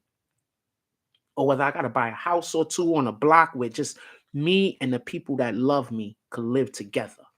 So that's what I want in life. And then, hopefully I take my daughter. She's on the internet right now. She's doing certain things. Hopefully we could work together. Hopefully whoever I'm dating, we could work together. Whatever kids that we have, we can grow them in the business, whatever the business is that we're doing. See, these are the things I think about. These are my desires. This is the shit that's on my mind. I don't even understand what most people are talking about because that shit don't make sense to me. It don't make sense to me to hate on another person so much that you talk crazy about them all day. And it also don't make sense to me to want to be popular so bad that you spend your whole day talking shit about another person. Like, none of these things make sense to me. Not at all. Zero of these things. I'm going to be targeted to the day that I die. There's going to be people that just want me dead. It don't matter how much good I do in the world. That's because they lied on me at some point. At some point along the line, they lied on me. At some point along the line, they did me dirty. At some point along the line, they got other people to do me dirty. And the only way for them to keep their name is for them to keep yelling and screaming that they was right, even when everyone in the world know that they was wrong. So they're just trying to keep their name at this point. That's it. When they walk down the block, when they walk down the street, other people look at them and know that they bad people.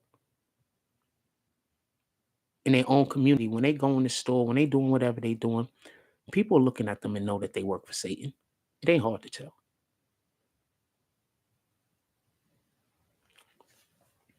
Let's see what the Lord's word is today real quick and then get back to the show. It ain't hard to tell. So I'm going to keep doing God's will. So every single person that is attacking me, the world could know who you are. I want the world to know who you are. God already knows. And you're already been deemed. Your punishment has already been written. I just want the world to know who you are. And like I said before, I don't want none of y'all to be punished. I don't want nothing bad to happen to any of you. I hope all of y'all live your entire lives with no fault. Live your entire lives in comfort and happy. I hope every single thing that you ever want to happen in your world could happen in your world as long as it's not at the expense of others.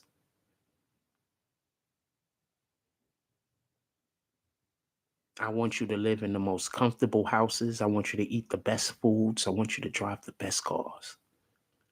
I have no ill will towards you. I completely forgive you for all the evil that you did to me. Completely. I don't want anybody to get retribution in my name. I don't want anybody to do anything to these people, to harm these people. I don't want anything bad to happen to these people. When these people leave this existence and go to the next, I want them to be doing as well as anyone in their position can ever be doing. And I want them to feel totally fulfilled. Just so we can be clear. Jay Tizzy says pocket watching is what they doing. Well, you can start off the Cash Apps if you want, Jay Tizzy. I'm just saying, you can start off the Cash Apps. Jay Tizzy, you had a female picture up here the other day. I thought, no, my apologies. That was the chick. That was a chick. My apologies, Jay Tizzy. My apologies. There was a chick in here. I think her name was something with a T, and I just got your names mixed up for one moment. Our apologies. You can start off the Cash App drops. Anybody want to start off the Cash Apps this morning? I mean, that's how we protect BBN against the haters. When y'all pull up here in the morning and 3 or 4 y'all pull up to the Cash App every morning, that's how y'all protect me against the haters, man. Anybody want to be a part of the hustle this morning? And yes, I called it the hustle this morning. Not the hustling money, the hustle, like we moving.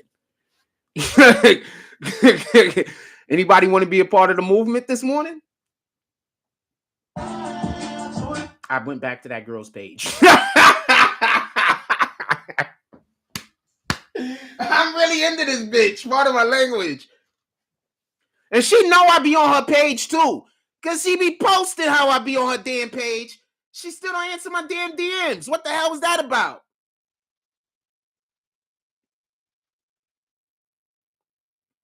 I'm just going to assume she's not interested. I'm going to stop DMing her.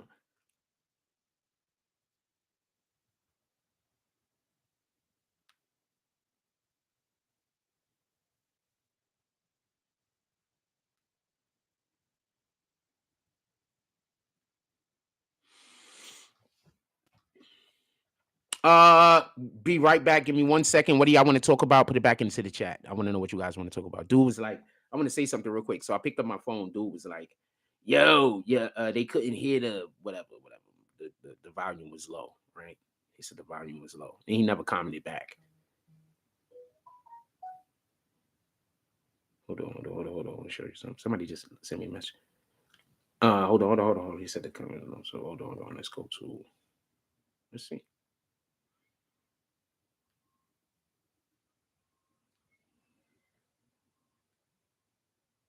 Been looking to make the switch to solar. Watch out for scams. That's obviously not my voice. Give me 1 second. I don't know. Let's see. I'm gonna do a little bit of talking. Been looking to make the switch to solar. Watch out for scams. That's obviously not my voice. Give me 1 second. Nah, fam, why you hating? Who said that the shit is low? Hold on, I'm gonna do a whole bunch of really low whispering right here. I'm do some low whispering real quick. I want to see how. That's obviously not my voice. Give me 1 second. Hold on, I'm gonna do some low whispering, right? I'm gonna do some low whispering. I'm gonna see how well the mic pick it up, right? Because dude was like, I was low. So hold on 1 second. Fam, why you hating? Who said that this shit is low? Hold on, I'm gonna do a whole bunch of really low whispering right here.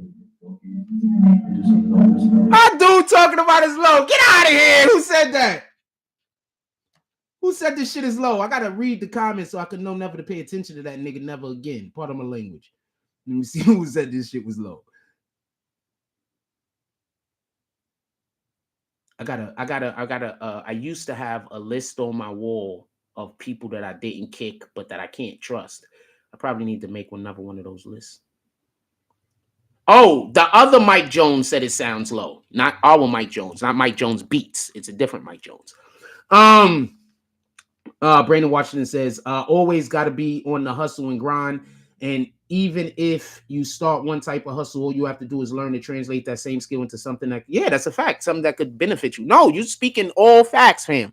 You're speaking all facts. You ain't saying nothing wrong. Ain't nothing wrong with what you said. It's bad that the word hustle now is used as a negative, in a negative connotation, as a scam. Hustle is literally not a scam. A scam is a scam. You understand? The problem is that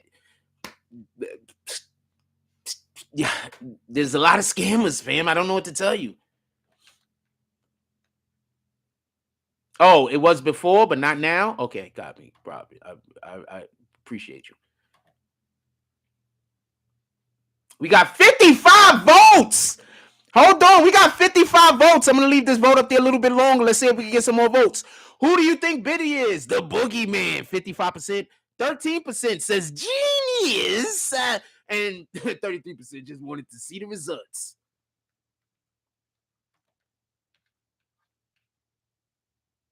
I'm thinking about, I really want to get into voice work, not for nothing.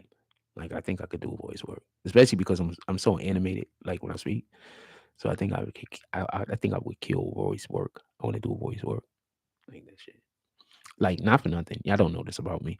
So I get, uh, I'll show you. I'm gonna let that ad go through. I'm gonna stop this ad. I'm gonna stop this ad from going through. So I'll show y'all. So I do a lot of things. Y'all just don't know. So this is something I'm getting back into, by the way. This is something I was doing before, but I had stopped doing it because my resources were running so low that I can't get into it. Anyway, so I'll just show you something real quick.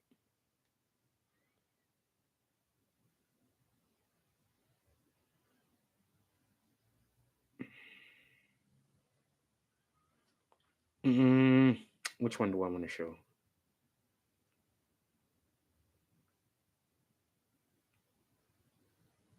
So, like right here, they contacted me for, and as you can see, I get contacted a lot. So right here, they contacted me for a model shoot, not for nothing. So this is what I mean by, I can't see it because of the way the screen is. So I was contacted for a model shoot, 4,500 for the day. So we probably gonna get back into doing shit like that. This is another model shoot. They contacted me for 3,000. Here go another model shoot, a Fenty beauty model shoot, 2,500. So yeah, so I'm literally am on a registry for models, fam, and these niggas be hitting me. So we're about to try to start doing a little bit of that because we gotta branch out. This is going into what Brandon Washington was talking about, just so we could be clear. So this is people seeing my the shit, the content I sent over to them, like a couple of face shots and shit like that, and some other, me talking and shit like that.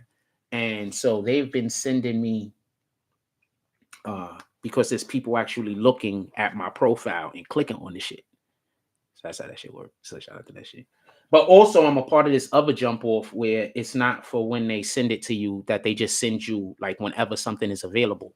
So, like if you look at this jump off right here, you can see that it's the November 2nd, and then it jumps a whole bunch of days to November 10th, and then it jumps a whole bunch of days to November 20th. There are things that go out every day. So they're not sending me the ones that's going out that they need a person. You understand? They're sending me the ones that people are clicking on where I might be applicable to be able to work in those situations. So we got to get out to some of these things. That was for a talent cast. They was casting for a coach ad. I don't know if that probably a purse or some shit. I don't know, but it was like 5,500. Oh, it is what it is. Yeah, that's why I keep trying to tell y'all. Stop hating on the kid. Do I look like I'm getting younger? Stop hating on the kid, fam. I'm out there trying to do things. I ain't doing nothing but hating on me. Like, stop hating on me. Applaud. What y'all want to talk about? Put it in the chat.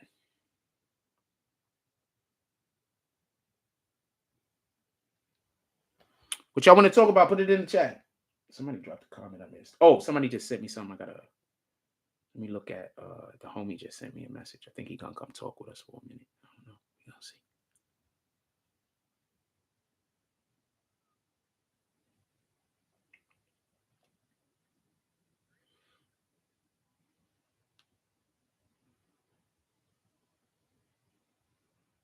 Yes.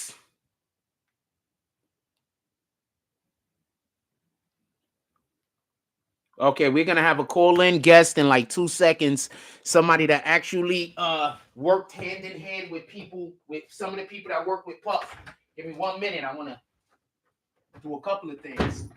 I'm gonna like get some more water ready for the fucking coffee.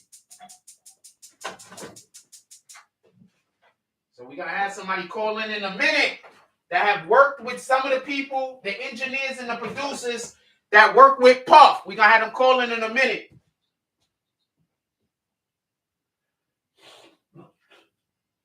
Or at least they sent me a message and I said, yeah, call in. trying to tell y'all niggas. I keep listening to the haters, man.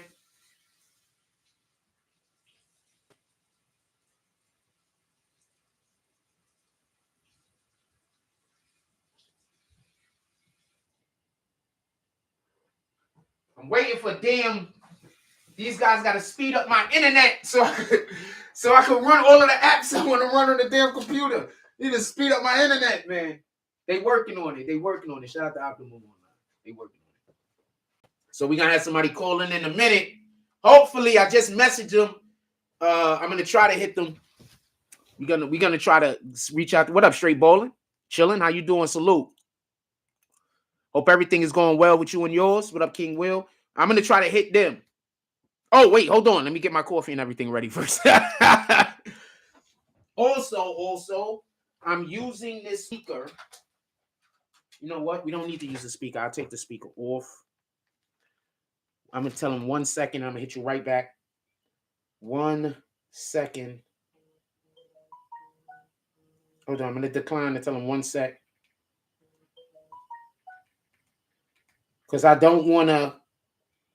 Because we already started making the coffee. So that'll be rude for me to be like in the middle of him talking. Hold on and shit. I did that to him last time. I don't want to do that again. Because that was rude when I did it. I felt bad about it.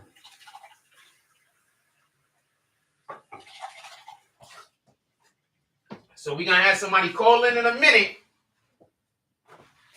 We're going to talk about Puff. I keep trying to tell y'all. Y'all trying to help niggas hate on the good man, fam. Y'all people ain't no good.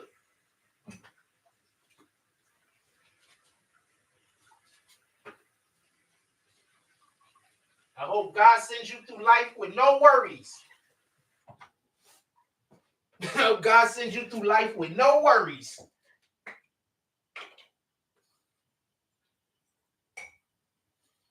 He gives you everything you could ever want in this life. Hope Satan gives you whoever's giving you. Hope you go through life with no worries. Let's just be clear on that part. That's the most important part.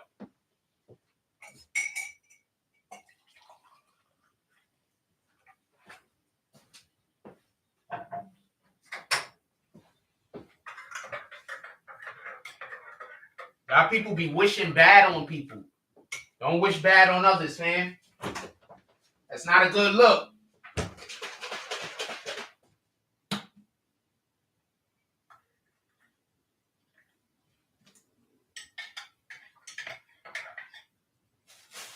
Why you think Satan sometimes attack you?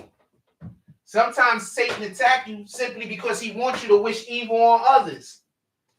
Satan sometimes attack you because he know that God is working with you. He know that God power move with you. So he'll attack you so you could get God to go do something bad to a good person. Or want God to do something bad to a good person. You get it? That's sometimes why Satan is attacking you. Be mindful. Stop wishing bad on others. Stop wanting to get revenge and don't want other people to be hurt. Let's call our brother back.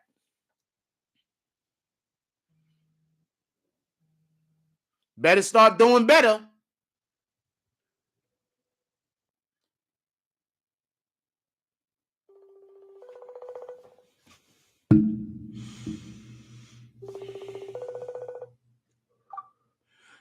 What up, homie? Yo, for us, what's going on? Chilling. Are you good to be seen on camera? Yeah, man, it's all good. All right, this is the homie right here.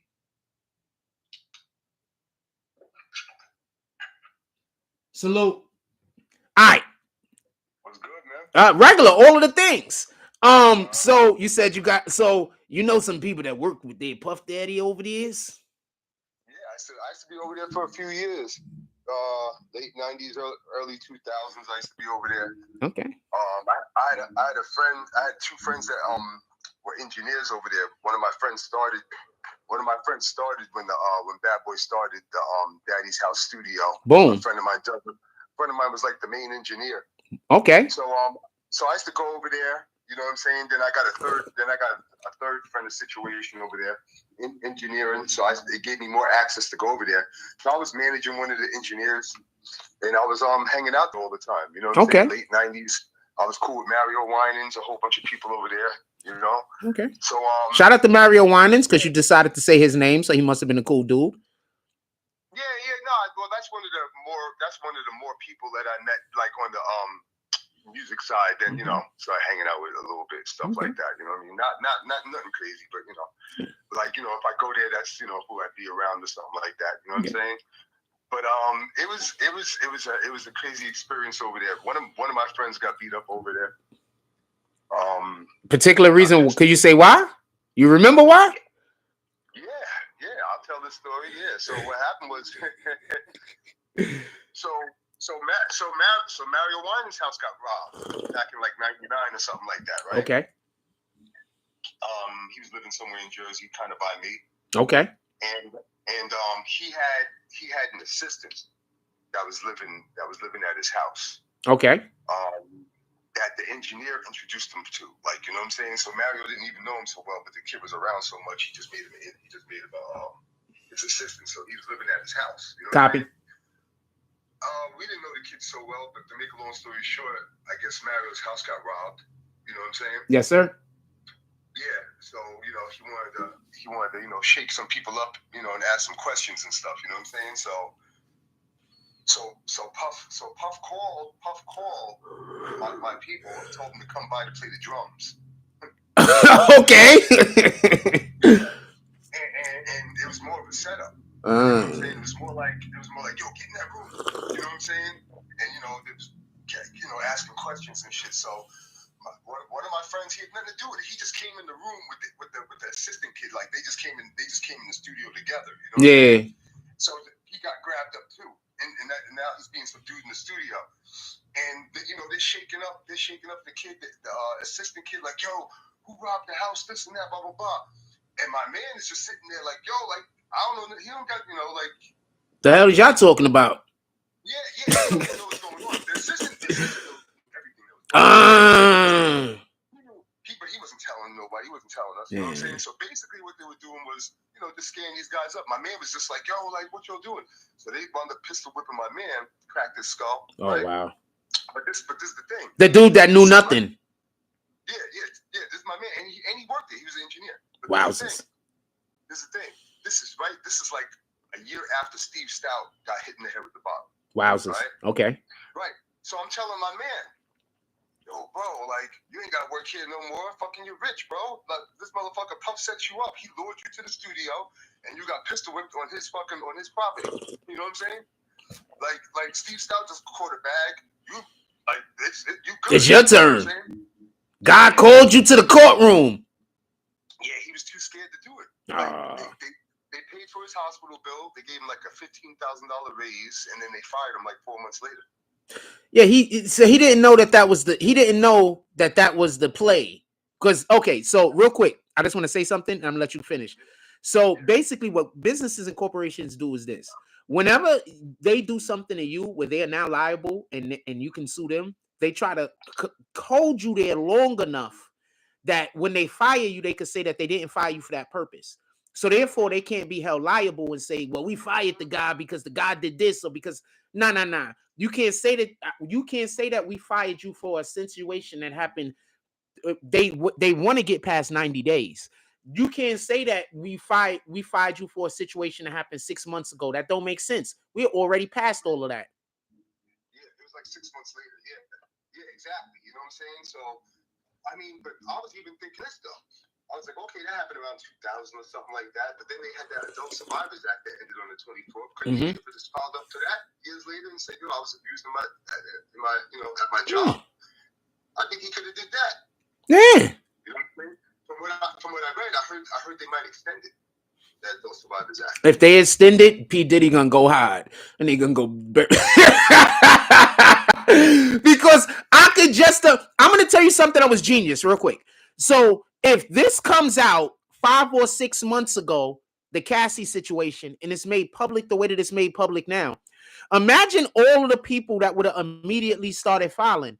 But since it was made public right when the file was ending, now there's people that's probably like, shit, I would have used that shit. But now I can't because it's over.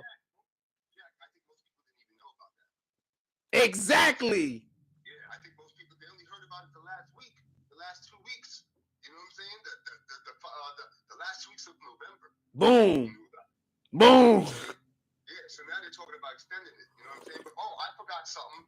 Shit, I got robbed at that boy's studio. I'm sorry that happened, my brother. What did they take? Like $300. Oh. No, so check it out. One of the security guards got fired. Okay. Right?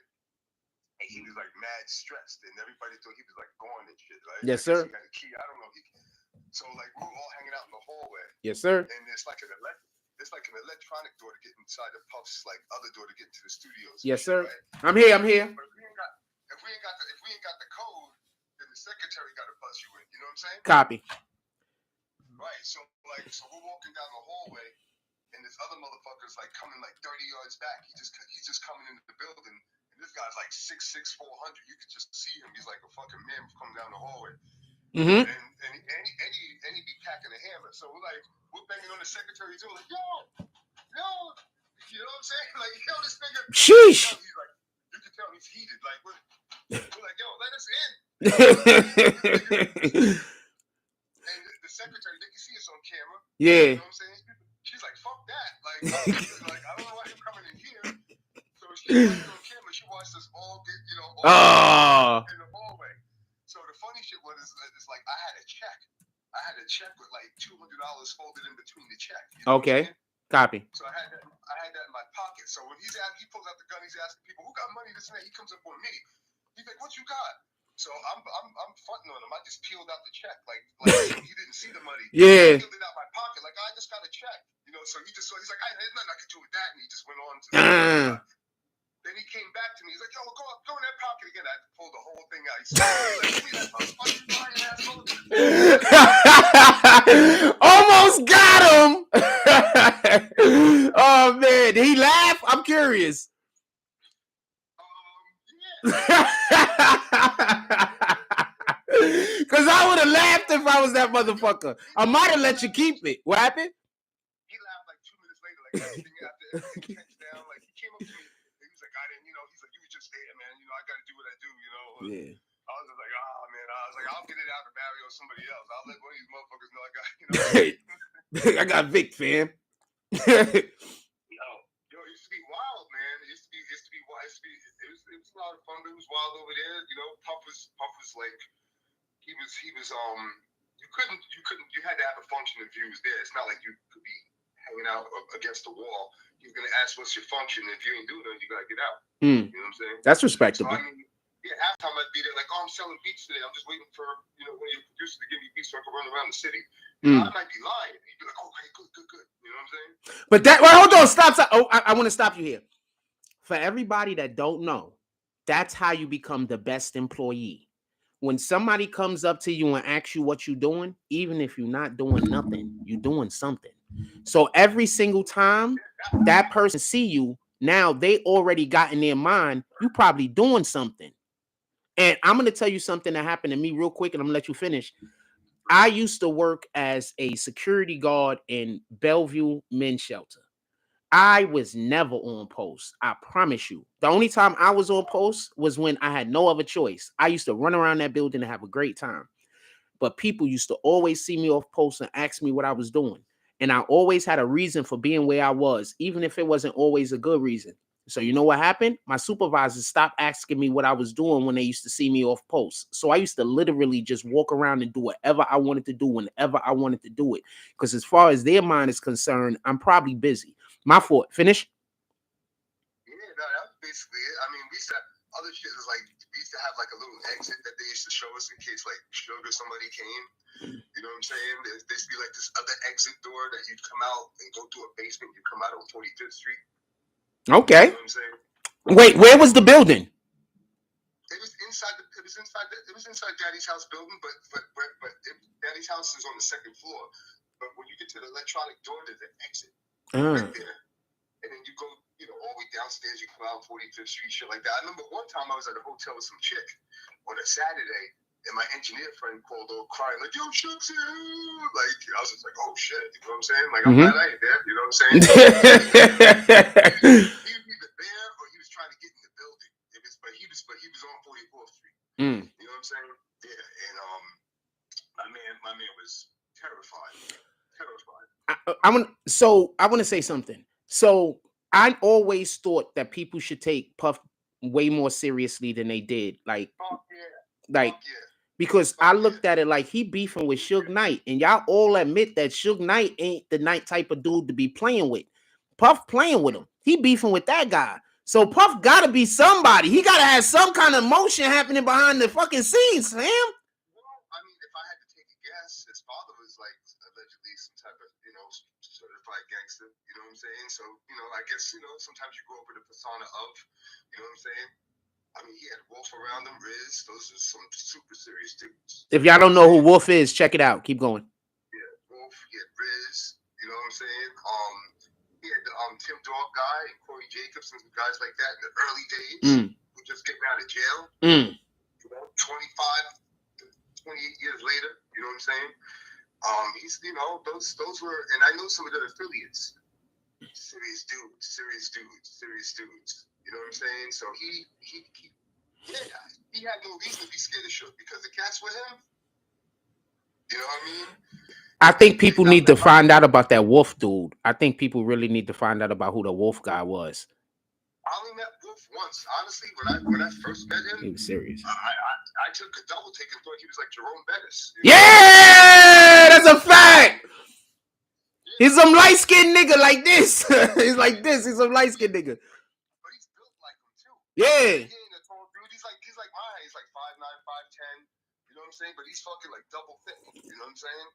Was. You know, but you know. I was just like, oh, is that Jerome Bettis? I'm like, oh no, this Wolf. You know what I'm saying? But I remember, mad celebs used to come there. Tyson Beckford, all sorts of people just come there to hang out, to eat, to smoke. I see like light-skinned BET guys that you think are mad proper. Next thing you know, they're over there talking shit like gangsters, blowing weed with puff and shit. I'm like, oh my God. Yo, hold on, did you hear him? Light-skinned BET niggas. A lot of guys would come to just try to fit in. You know what I'm saying? To front and fit in. It's a fact. You know what I'm saying? It was crazy, man. A lot of partying. Best memory. A lot of E-pills. Best memory. Over there, man, I mean, wow, best memory over there. I mean, there were some good nights. I'll tell you this. My best memory, it's not a good memory though in the same, but the thing that's most implemented in my head, I was with my girl from the Bronx at Puff Studio, right? It was a Sunday night, right? The kid who got his skull cracked was working that night, right? Copy. Puff called. We're all in the studio. Puff called. He said, yo, put some champagne on ice. I'll be there in a few minutes, right? This is when he was with J-Lo. Copy. And the girl I was with, I was like, oh shit, you want to stay? Because it was getting late. I'm like, yo, you can meet J-Lo. You're both from the Bronx. You know, like, hey, maybe I could catch a vibe. She wanted to stay. Cool with Puff. Who knows? He should be here in like 15 minutes, right? 15 minutes, half hour, 2 hours go by. I'm like, yo, this motherfucker ain't showing up. Let's go. Went back to my house and left the TV on. And so it was like, like I'm half asleep and shit. It's like 6 a.m. And they're like, Puff Daddy shooting, blah, blah, blah, blah, blah. I know it. So he was at the club with Shine. When the shooting happened. Yeah, and he said he was on his way. But he got into the shooting and got pulled over down the block, getting shit, all that shit. Well, yeah, so that was the crazy shit that happened. That I remember, like, that he was on the way to come see us. You know what I'm saying? Too bad for Shine. Yeah, that was crazy. That, and I remember a time, speaking of Shine, if you remember, they tried to kill Shine in front of the studio. Some people, they busted a bunch of shots at Shine right in front of Puff's studio, and I think they shot his girl, the girl that he was with. I think he got shot in the arm or something. I remember there was a big trail of blood from the first floor going upstairs because they had to run upstairs because people on the sidewalk trying to hit him. But that's public information. That made the paper. You know what I'm saying? So yeah, it was wild over there. You know, like I said, like there was some tough guys over there. You know what I'm saying? I think they weren't wanted over there, but like, you know, if Puff leaves and somebody lets this one guy in, you know what I mean? Like, oh, this is one of Biggie's friends. He was, you know, he's known for robbing and killing people. You know, and you know, and you're a regular producer and shit. Like, I don't want him in here. Like, I can't even catch a vibe. Like this guy, like is he trying to rob me? Like what? Like why is he here? You know, like. There's nobody powerful enough to get him out the studio. You know what I'm saying? Yeah. It was shit like that. I remember one time, a maintenance man. You know how they got the pop-up ceilings? Yeah. Yeah, like somebody was coming to clean up one of the studio rooms, and the pop-up ceiling was like it wasn't adjusted right, and he moved it, and like 7 guns fell out. Sheesh. Yeah, and everybody was like, no, that's not mine. Everybody was like, you ain't seen nothing. There's nothing to see here. Yeah, like, I ain't mine. Like, just leave that there and mind your business. You know, and that guy never came back. That guy's like, I'm not cleaning up here. He was like a guy who clean up, like, you know. That would be my last day, too. What the hell? Yeah, he's like, I'll find another job cleaning. Yeah, because even if those guys ain't going, those guys probably got the kind of problems that those problems might be shooting. Yeah, I don't think I want to come back to this building. Yeah, your problems might be shooting. The hell? Yeah. I remember one of the security guards was robbing cats a little bit, right? He wasn't making a long story short, I'll never forget, like one day I was in the studio and then there was like 2 Jamaican guys with suitcases, right? And one of the bodyguards was like, oh, open up the suitcase. And then they showed me like fucking, it just glowed. It was like maybe like 15 pounds of weed in each suitcase, right? Mind you, it's like 2000, the year 2000. But I was selling weed back then. And the bodyguard knew it. The bodyguard was like, yo, give him the 2 suitcases. I'm like, oh shit, he just gave me all right, fine. Okay. Yo, sell that shit. All right, fine. 30 pounds of weed, I'm gonna sell it. I'll see you Monday. It was like a Friday. I was like, yo, I'll see you Monday. I'll have your money by Monday, right? But funny thing is, I saw him that same night. He was dropping Mario Winans off, and I just happened to go see Mario, and I already had the money the same night. I did the deal like 2 hours after I got the suitcase. So okay. I didn't even get home yet. So we're in the elevator. I'm waking to him like, yo, I got the money. He was like, oh shit. So I gave him his cut, whatever. Then I had to go back to Bad Boy the next day for some reason. It was like a Saturday. And I was walking, it was raining. I never forget it was like raining. I was walking down 8th Ave, and the 2 guys that had the suitcases, they're behind me, like following me. I'm like, oh shit, like what the fuck? You know? Yeah. So I cut down 8th Ave, I cut down 44th to get to get to the studio. Yeah. I look back, and they're behind, they get a little closer. So I'm shit. Walking. I'm acting like I don't see them. Yeah. I'm speed walking now. You know what I'm saying? Like, oh shit. And they're kind of like jogging and shit. Oh, like, shit. You know what I'm saying? I'm getting closer to the door. And I turn around, I'm like, yo, what the fuck, man? I'm like, you want me to get so-and-so? I forgot whose name. And they were like, yo, we got robbed yesterday. That's not our money, this and that. You had our package. I'm like, hey, man, like, talk to the big guy. Like, they ain't got nothing to do with me. Like, yeah, like, I don't know. I ain't got nothing to do with that. You know what I'm saying? And they let me go upstairs. But I thought they were going to jump me. You know what I mean? That might have been like 30,000 they lost right there. You know what I'm saying? That's crazy. Yeah. Sheesh. It's crazy. That's the same. So yeah, the bodyguards making side money and shit. You know? See, they should have knew you. That was their problem. They should have knew you. If they would have knew you, they would have never got to the bodyguard, right? Yo, I seen that same bodyguard. I'll tell you in the text. I seen that same bodyguard put a gun to the head of a Universal CEO. Oh wow! So yeah, they wasn't playing with that nigga. Yeah. Between 44th, there was a studio called the Film Center between 44th and 45th on 9th Ave. This guy was in the passenger seat of the car. We pulled up. I was in the passenger seat of the bodyguard's car. He pulled up on the driver's side, pulled out the gun, and it was like, Suge's out of jail. Your motherfuckers. He said something about Suge, and now he needs more money. And the guy was like, okay. And that's all. That's it. That's all. It was like that was it. Suge, I need more money. This is like 0102, something like that. I guess Suge was just getting out of jail or something like that. Yeah. It seemed like my guy was like protecting like some of these executives. Okay. Suge. Oh, copy. Yeah, you know what I'm saying? I mean, if I told you who it was, you'd be like, oh yeah, but that's what this guy was doing. Like this guy was versatile. He was robbed me for $300. Wait, hold on. This is the same nigga.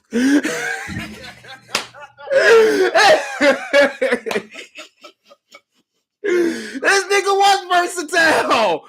This is the same nigga that robbed you. Is this after or before he robbed you? The money, the drugs money, the drug money situation. No, this is before he robbed me. Okay. The robbery part was like one of the last things. Okay, so he really just robbed you because you was there. Because mind you, he left. You know, he was fired. You know Okay.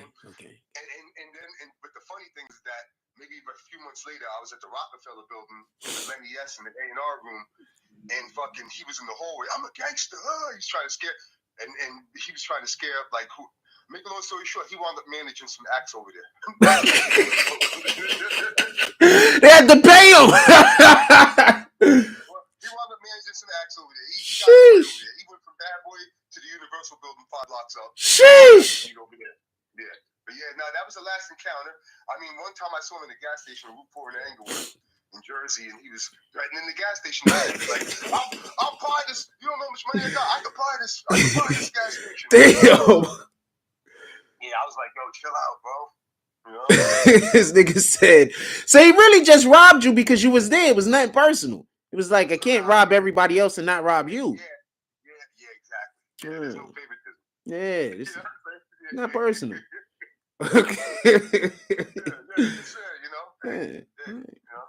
Can't even be mad at him. He was just doing business as far as he's concerned. No, I ain't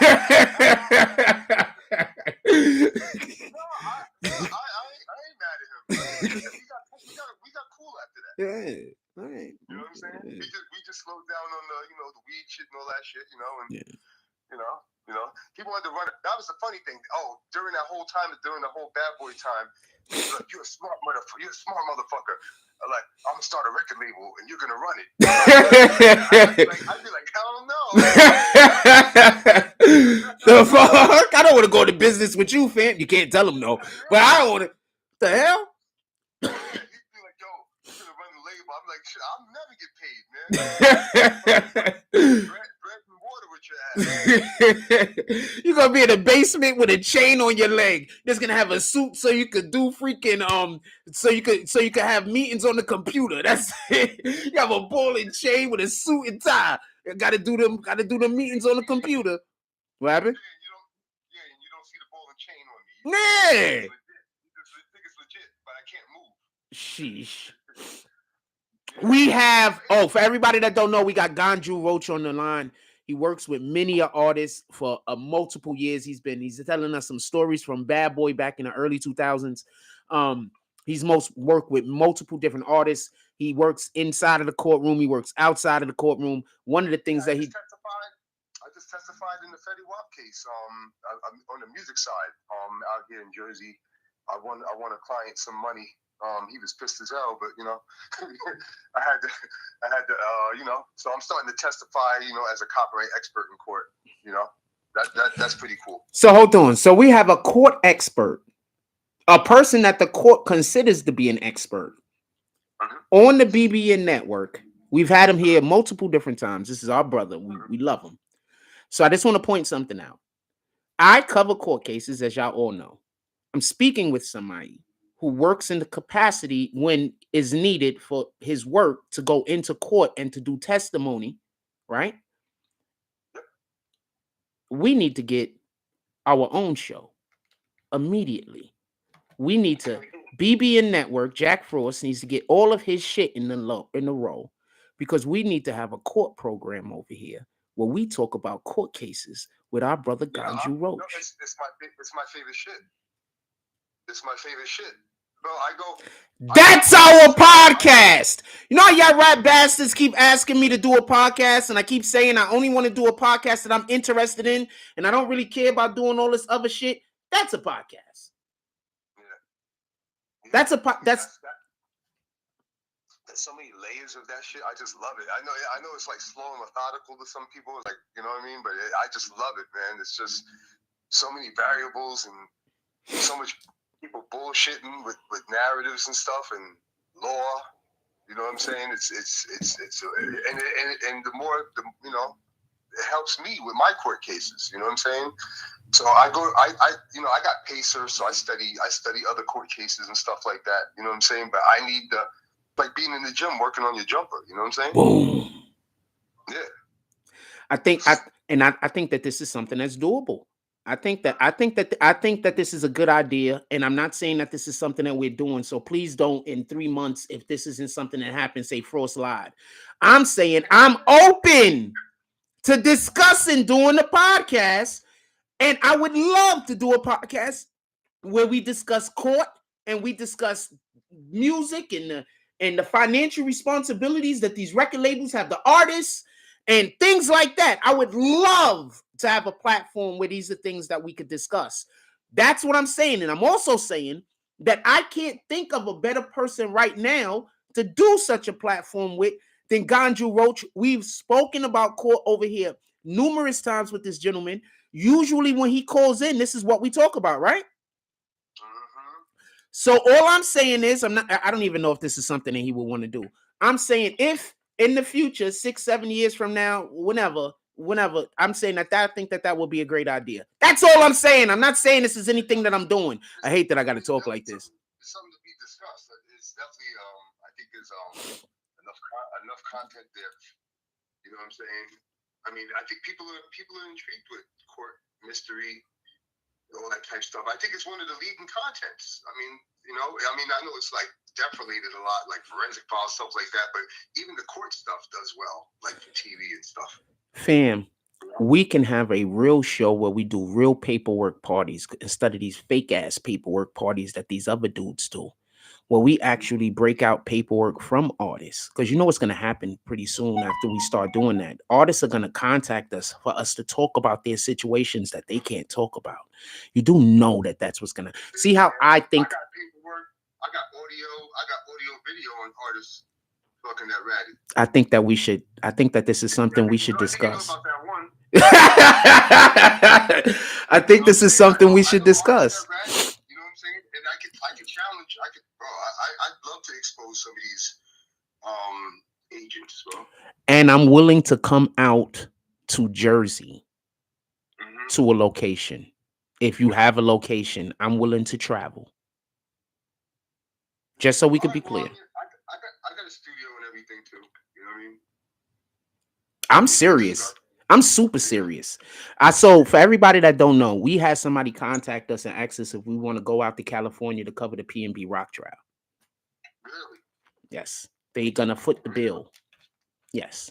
So me asking him about this is literally inside of the scope of what people are already willing to pay advertisement money for BBN.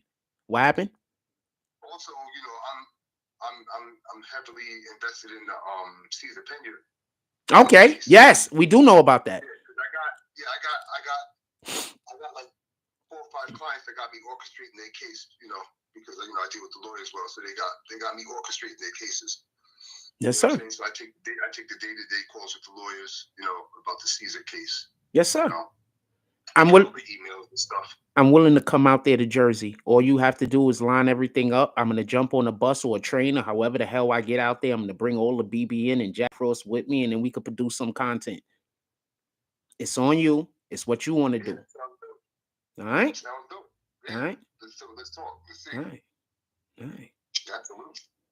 See, when I just explained, and I talked about this before, that I have people willing to send me out to go cover the P&B rock trial. What that means is that there's money that's willing to be behind something that I do as long as I'm producing content.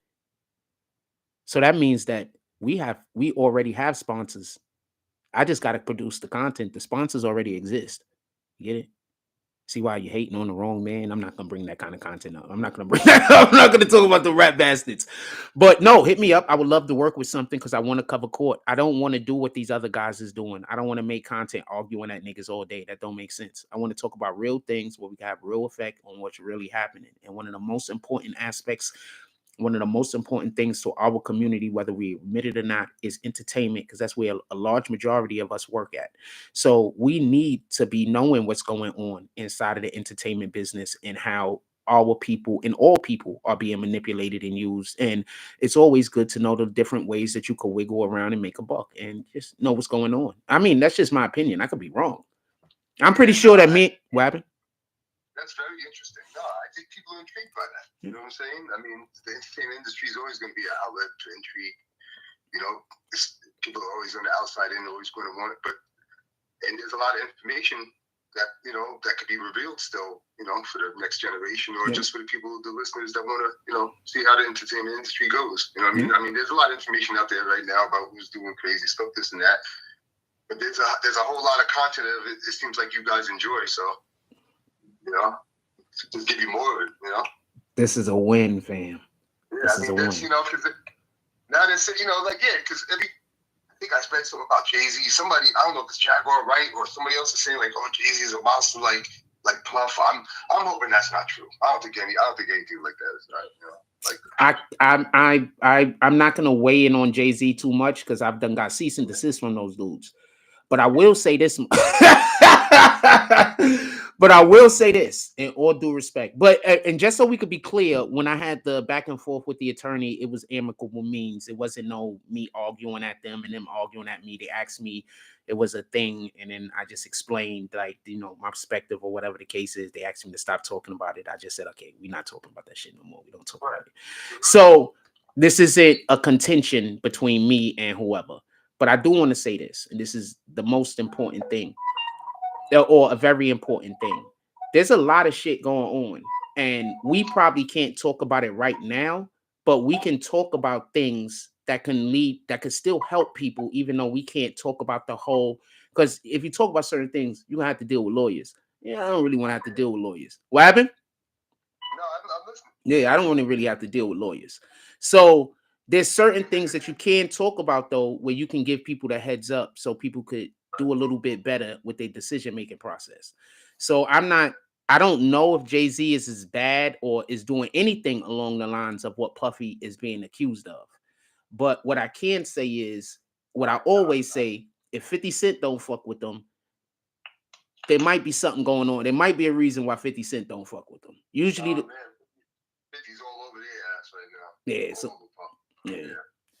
Give me 1 second. You can say what you want, though. They can still hear you. His phone is going off. Somebody like, I need to talk to you right now, Ganju. Give me 1 second. Yeah, okay. My name is Ganju Rouge. I think you'll already know that. I'm a publishing and copyright expert. I represent the DMX estate. I'm the guy who helped the Locks get out their publishing deal with Puff Daddy. I successfully helped along with that. Styles P was a counterpart with that. We were working on that for maybe a couple of years before it got public. Puff says that he gave everybody their publishing back. That is not true. In case you all wanted to know about that, that's not true because, I mean, I still got a gang of bad boy people that never got the letter. To give back for the offer to give back the publishing. So that's just more I guess publicity. Just to let you all know. That's my other phone. So yeah, I'm a forensics expert, and my job is to kind of like find how the money flows. You know what I'm saying? So I kind of know a CEO knows how to make the money, but I know how the money's made. So that's the difference. So I'm able to kind of jam them up on accounting. So now, you know, if anybody's in the music business and needs any services, producers, writers, artists, contractual issues, consultations on how to set up your structure, things like that, I'm available. You can go to my Instagram, Gangu Roach, GONGU ROACH. at Instagram. Also, I'm be telling a couple of stories here and there on my YouTube, so you can also go to my YouTube, Ganga Roach YouTube, which I haven't said yet, but send me a banner, fam. I want you to send me a banner so I can put it in some of my videos. Send me a banner. I put my banner. I put you a banner up every now and then. Send me a banner. that's funny. I got one. Yeah, send it. I put it up every now and then. You know I fuck with you, fam. You already know I give it up. Yeah, so that was about it. You got anything else, Jack? Nah, I see your phone is blowing up. They need him now.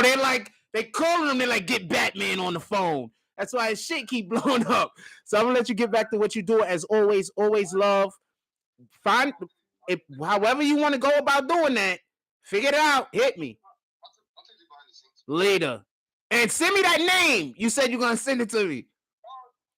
Oh, absolutely. Okay, I got you. That's what it is. Salute. Salute to Ganju. That's what it is. Salute to the brother. Yeah, I will do a podcast with him. He's in the industry, fam. So you know how I just told him about that thing? He knows.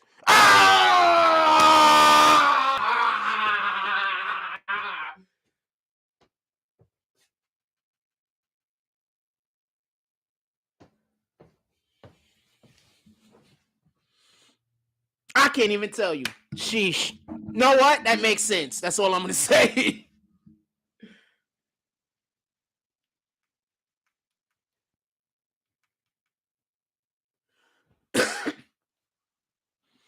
So this person is literally in the industry. And y'all busy trying to tell him about the industry and that he shouldn't do business with me. He's literally in the industry. I keep telling y'all, the people that don't like me, they hurting you more than they hurting me, fam. I keep telling you. I keep telling you, fam. This nigga's in the industry, works with lawyers. You think that he would be doing any dealings with me at all if I was toxic in the industry and people didn't want to deal with me? They're lying to you, fam. They're messing you up more than they're messing me up. I done told you already. Go check out who dude is so you can understand. Shout out to Yonkers, by the way. Shout out to YO. Shout out to Coney Island, too. We in Coney Island. But shout out to YO. Shout out to Yonkers. Shout out to D Block. I hate when that does it with that shit. Anyway, anything else y'all guys want to talk about? Put it in the chat. Yeah, it makes sense. That's what I wrote him, it makes sense. He laughed at the shit. Pardon me. Yeah, now I know what he's talking about. That shit makes sense. Sheesh. Keep telling y'all I know a lot about this shit that's happening behind the scenes. Y'all busy listening to people that's telling you I'm lying when I'm literally out here telling you facts. Now I want to point something out. You hear who I just was talking to? You hear all of the connects that he have? Now imagine if you was an artist. I could have helped you. They lied to you, fam.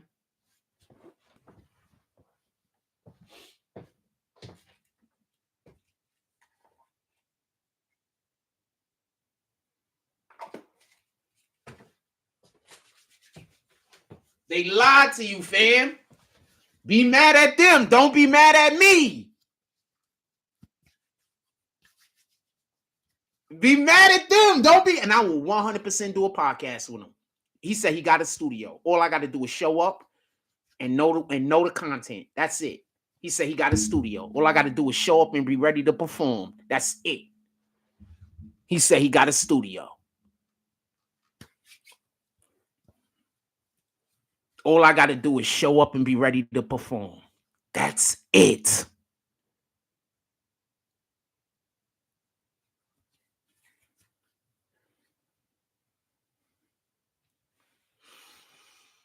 I tried to tell y'all, fam.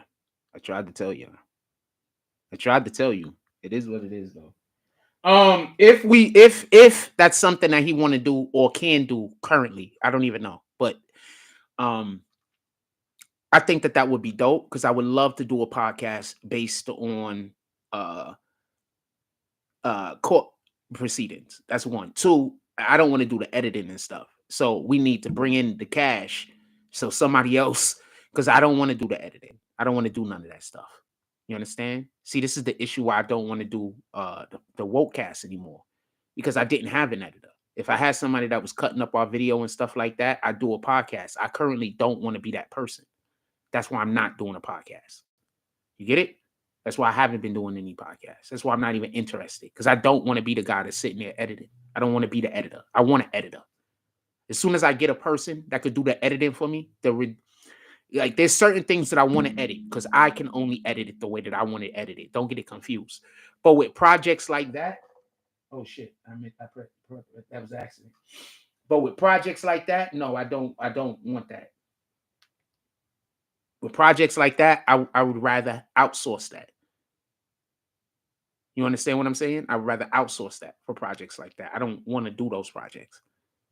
You know what I'm saying? Because then that means that I could show up Monday, do a podcast, show up Tuesday, do a different podcast, show up Wednesday, do a different podcast. I got 3 different editors working on all 3 different of the podcasts. We got 3 different shows now. But if I'm doing all the editing, I can't do 3 different shows.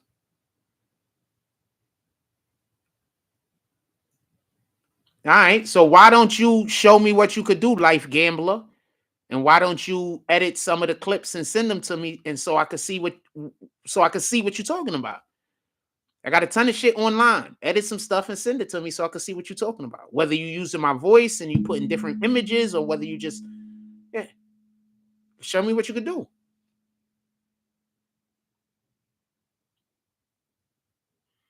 You used to be Green Team. So that's the only reason why we having this conversation. To be honest with you. You used to be Green Team. So I know before everything went left, you were a supporter. Somebody put my email in.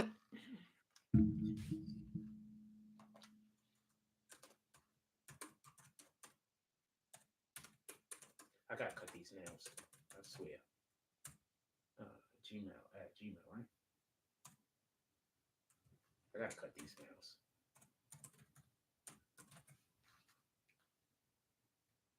It really cause me problems when I'm typing, because it's like my fingers just like I can't explain it.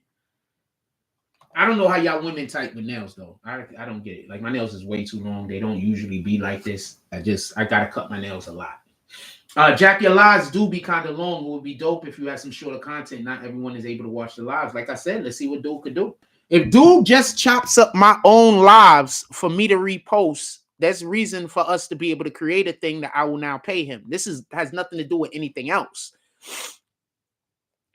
You understand what I'm saying? Like, I told people to do stuff like this before. If you chop up my live and then I start reposting it and I start making money, then you work for me. I'm going to pay you.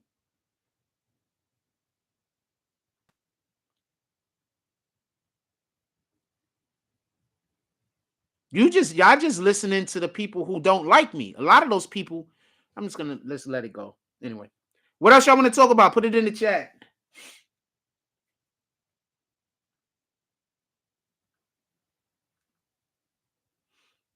Anybody buying me lunch today? I mean, I don't need anybody to buy me lunch, but does anybody want to buy me lunch today? I'd appreciate it.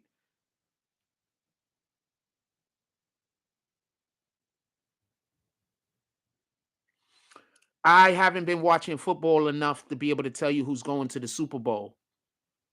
I don't want the Lakers to win anything, just so we could be clear.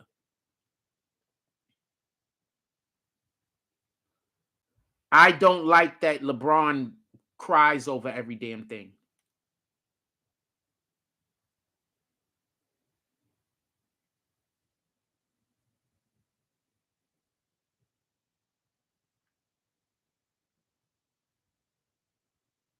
Okay.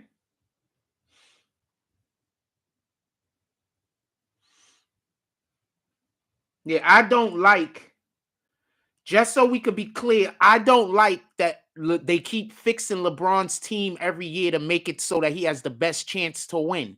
I don't like that.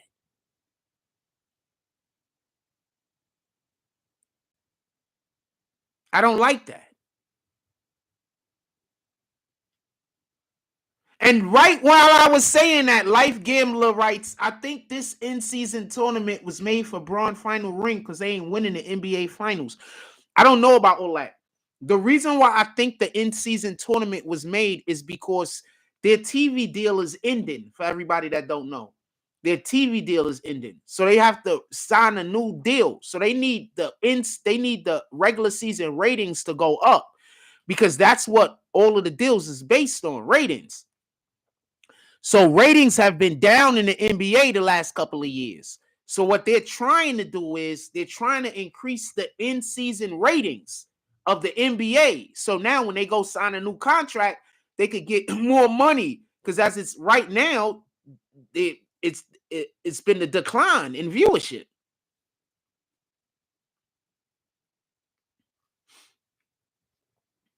If anybody that don't believe me, you could go check it.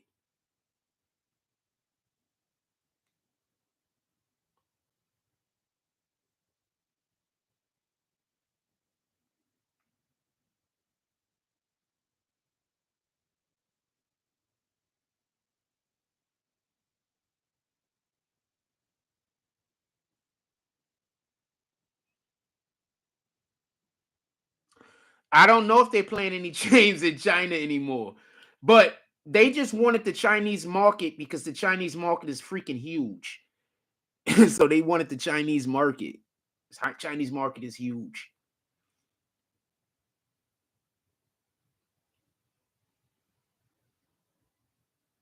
I don't know. I know that's why you see all of those players go every year after the NBA is over. You see a lot of players go over to China. The reason why they're doing that is because that market is huge. And remember, China doesn't allow everybody to come into their country and sell anything. So, there's literally less competition because they don't allow everybody in there, for whatever the thing is that you're selling.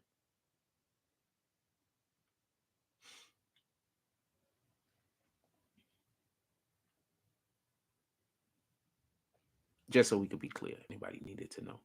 I forget what happened, but I think rep for the NBA made a tweet, and then China didn't want to host games anymore. No, that is what happened. Some shit did happen where somebody made a tweet, and then China was like, "You got to stay out of here now." Some shit like that did happen, but I'm pretty sure individual players still go over there. I don't know if they still go over there, but I know Book went over there a couple of years ago. Games aren't on local channels anymore. It's just NBA on ESPN and TNT. So only diehard fans watching. It's games every day, and it doesn't show on TV. No local channels play the NBA. I have no idea why you're writing that. I don't. Is that what you're trying to say in contrast to the point that I just made about? I just before I say the next thing, this is what I mean by we have to listen for understanding. When you listening and you're not listening for understanding, you don't get it. He thinks the viewership is going down because local channels aren't playing the NBA. What do you mean by local channels? You mean free on the NBA? Local is not playing free more? What would... Okay, so I'm going to slow this down. And I'm going to explain this the best way that I can. Okay, I'm going to slow this down. I'm going to explain this all the way down.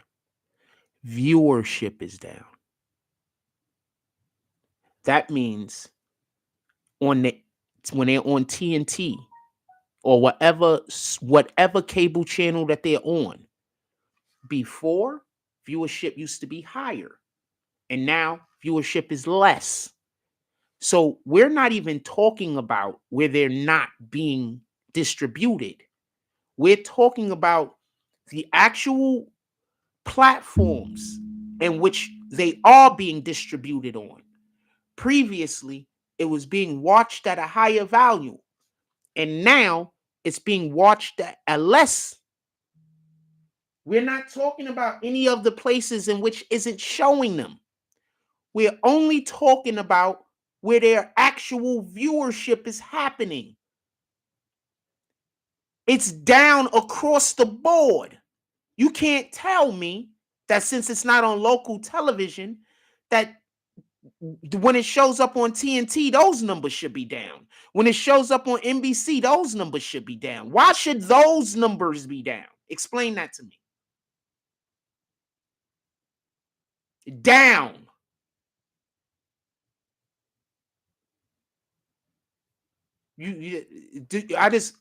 Now, after I just explained it the way that I explained it, I want y'all to read his comment.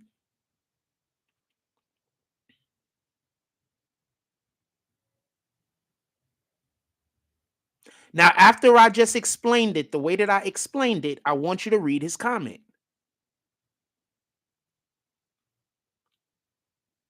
I'm going to say this again.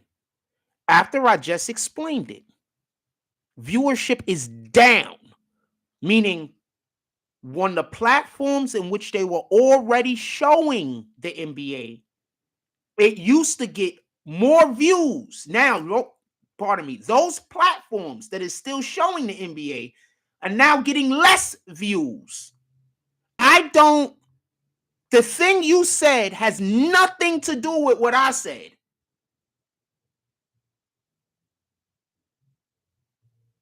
I'm going to need for you to not send me any videos of any kind. Edit it. Okay? Because you're just argumentative. I do not want to have to deal with you more than I have to. Is that clear? Now I'm going to read somebody else's comments because I'm 100% sure you're just making argumentative points. I grew up watching TNT. All of us watch TNT. All right? All of us watch the NBA on TNT, fam. I don't know what this guy is talking about. He's just saying the opposite of what I'm saying, fam. Read his comments. He's just saying the opposite of what I'm saying. Anyway, so I'm used to seeing basketball, but never thought about how many games are being played. I don't think anybody ever thinks about how many games is being played. Oh, you was talking to him? He's not making any sense. I'm pretty sure he think he's making all the sense though. But he doesn't. He think he's making all of the sense. I promise you. I said viewership was down, and he start talking about places where there is not even being played at. How can viewership be down on HBO for, let's say, Morning Coffee if HBO don't even play Morning Coffee? So I said viewership is down, and the first thing he started talking about is it's not on local television. Okay.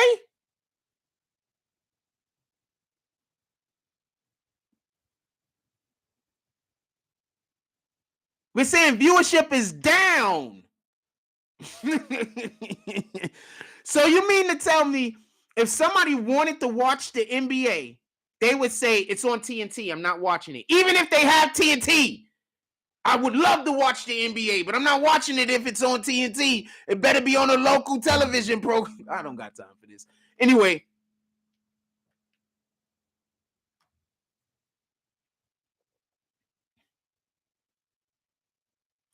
Oh, you're saying he's responding to what you're responding to. And what I'm trying to explain is his point doesn't make any sense because I'm talking about viewership being down. Anyway, I don't want to get off of that. I just got to remember not to comment to that guy's comments anymore.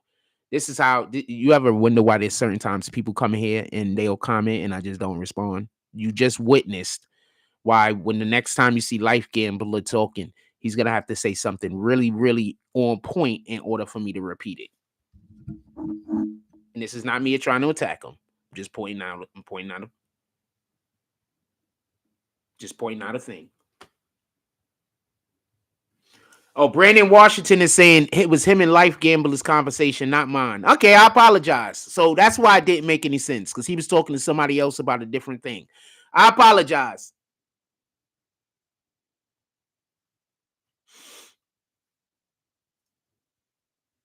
Why you think the in-season tournament was created?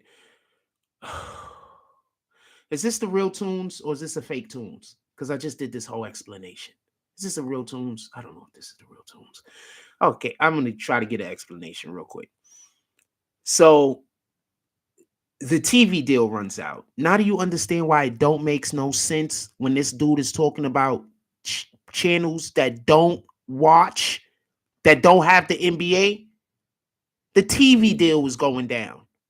This is the last year of their TV deal. They need to redo the TV deal. So the TV deal is based off of the actual viewership of the previous season. That's what they're going to go off of, right? So viewership has been down in the NBA, right?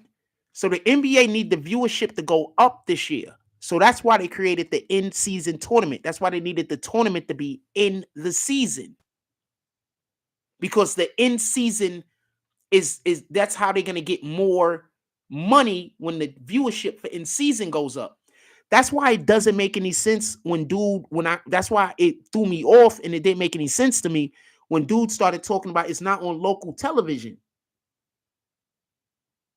Local television isn't who they're trying to get a TV deal with. They're trying to get a TV deal with the cable networks. You understand? So that's why that didn't make sense to me for multiple reasons. That's why I was like, what are you talking about?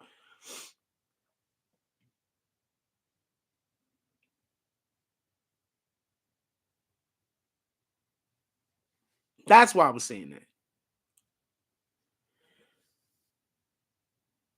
Yeah, he's just arguing. He's just, no, you're right. Every single program that's on cable, they should just stop being on cable. Streaming, it doesn't matter. You can't get a deal with streaming. Like,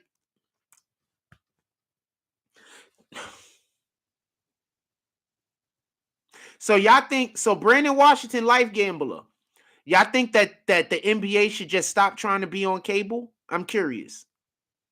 Life gambler and Brandon Washington, I'm curious. Do y'all think the NBA should just stop trying to sign deals with cable? They should just say, you know what, people are streaming. Okay. So you don't think that they should do that. So you do think that they should have a deal with cable, right? And for the people that's talking about, they have been trying to break into streaming with Hulu. They're also on Max, for everybody that don't know. You can watch the NBA on Max. Hold on, for everybody that don't know.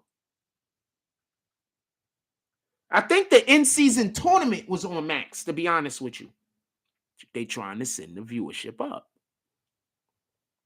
And you can also watch on Hulu. Hulu has sports. So they are transitioning into streaming. But y'all think they should just get rid of internet, get rid of cable altogether? I don't have cable. I don't watch cable at all. I'm literally inside of the demographic that you're speaking on. But my point is, they're talking about viewership being down on the platforms that they're already on, not on the platforms. I don't know. Maybe it's me. I'm not explaining well enough. I'm gonna apologize. I don't think I'm explaining well enough. Maybe I don't know what I'm talking about. Let's just say it like that. See, this is Max. Max has sports.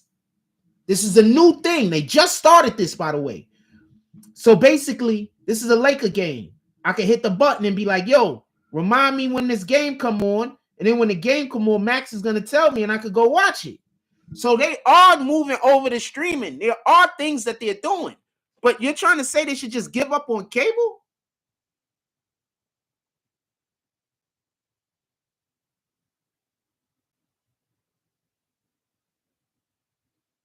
I'm not arguing the streaming standpoint. Y'all do understand this, right? I'm going to tell you this is the best example I could give. So I'm going to explain why I'm saying yes, they should go for streaming, but why I'm also saying I don't think they should give up on cable. So when it was the 90s going into the 2000s, the internet just started being a thing. It could have been the early 2000s. It was after the 90s. I lived with my pops. His business was doing pretty well at this time. He had 2 secretaries. I go up to him and I say, Dad, we got to get a computer. You got to get on the internet. Now, I've been putting him on the game. He tells me, no, the Yellow Pages is where it's at. We don't need to be on the internet. It's the Yellow Pages. It's always been the Yellow Pages. It's always going to be the Yellow Pages. Nobody's going to do this internet shit. That's what he's telling me. Arguing with him. After months and months and months and months and months of us having damn near drag out yelling and screaming arguments at each other, me trying to tell him to get on the internet and him trying to tell me I don't know what I'm talking about. He's been doing business for years and I don't know shit about business. He finally goes and gets a computer. But this is the caveat. His whole thing is he thinks I want a computer because I want to use the computer for personal reasons. So since I want a computer, I'm trying to trick him into buying a computer that I could get on the computer and do personal things with. So he doesn't get the type of computer that he should get that's going to help him do the thing that he want to get. He gets the type of computer that would be hooked up like in a building in the 1980s that's supposed to be on a server that connects all the computers together so y'all could just do work. You didn't really have a computer. The computer couldn't get the internet.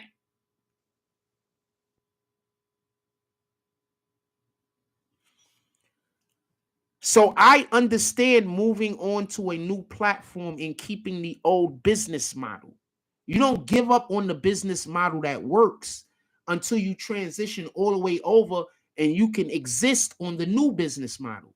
My thing is, you don't think the NBA knows that? And the NBA understands just how important it is for them to keep the cable thing going until they can transition all the way into streaming? I just think it's too early for them to give up on the freaking cable. While y'all over here saying cable dead. When they run the NBA on cable, how are they going to get their advertising dollars if they're not on cable?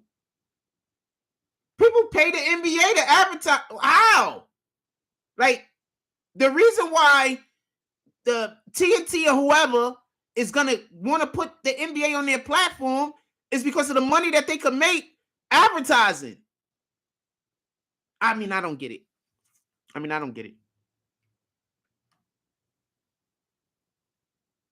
This is just another one. I don't get it. Anyway, cable is on all apps like Pluto. Cable's on all. I could get cable on my phone. Somebody send me the app. I can get cable. Could I get? I don't send me nothing. I'm not gonna watch it. I watch streaming because I can watch exactly what I want to watch when I want to watch whatever I want to watch. And the only thing I will watch on cable, just to be honest with you, is Adult Swim and ESPN. And I wouldn't really watch anything else. Those are the only things I would turn to. The last time I had cable, the only thing I watched was Adult Swim at night when I was going to sleep, and ESPN throughout the course of the day whenever I was working. I just have sports in the background playing. So that's what that is. But that doesn't mean that the NFL, the NBA, or any sports franchise or any sports organization, corporation should give up on. Why? I don't understand. Anyway, if you call me the show, I'll give you like a summary. Oh yeah, you could call in. What are you talking about? Let's go.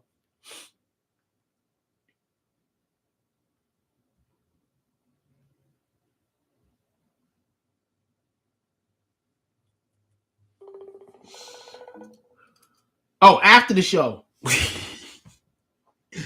Toon says the whole shit was based for the biased. I'm assuming he's trying to say you missed the I after the A. That the good players don't sit. Oh, based that the good players don't sit out, which means the viewership. No, I'm just explain to you why they have the in season. They're not even like this isn't a secret. I didn't tell you something that's a secret. Y'all think I be telling y'all shit that's a secret? This shit ain't a secret. I'm not telling you a secret, fam. This isn't a secret.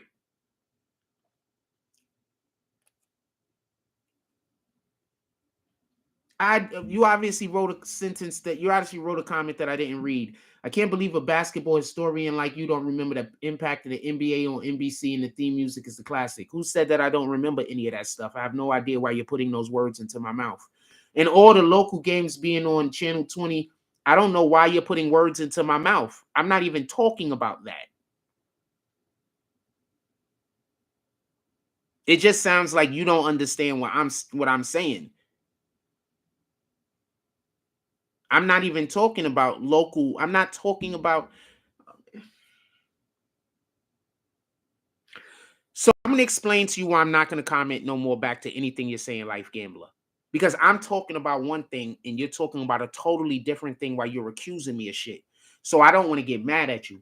So I'm going to allow for you to talk about the thing you're talking about because there's people in the chat that's talking about it with you. But I'm not talking about what you're talking about. You're trying to force me to talk about something that you're talking about that I'm not talking about. And I've explained it multiple different times. I am 100% not talking about the programs, any channel that is not currently on. I'm not talking about any of those platforms. I know that's all you want to talk about, the thing that I'm not talking about. I get it. So I'm going to allow for you to talk about those things with other people. Just please don't reference like you're talking to me because you're talking about something I'm not talking about. And now I'm starting to think you're just doing that on purpose. At the person you're talking about, please.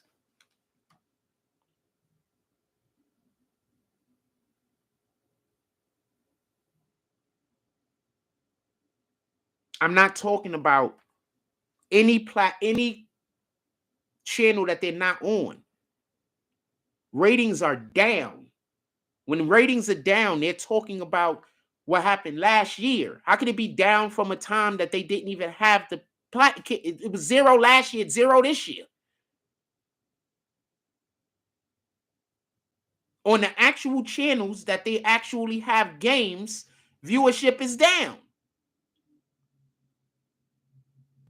On the actual channels where games exist that was playing them last year, viewership is down this year. You're just talking about something I'm not talking about. You're talking about overall viewership being down because it's on less platforms. I'm saying that that's not what the issue is that they're talking about.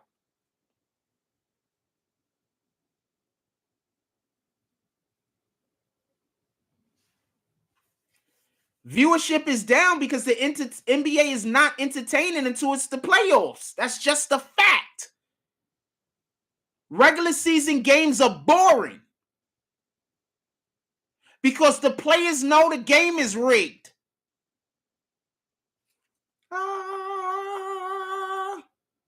The players know when they play against LeBron, they're going to get all the calls. The players know when they play against certain players that it's not fair. So they're going into games against certain teams and they know that the game is rigged. The NBA is rigged, fam.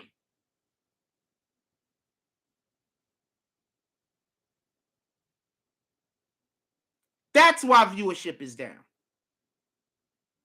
You want to know why I don't watch the NBA? Because I get tired of watching my Knicks get cheated. I get tired of seeing bad calls against my team. I'm pretty sure I'm not the only person that feels that way. I'm tired of seeing the people that's supposed to be superstars on my team get fouled. No call. I'm tired of seeing the LeBrons of the world take 3 and 4 steps. No call.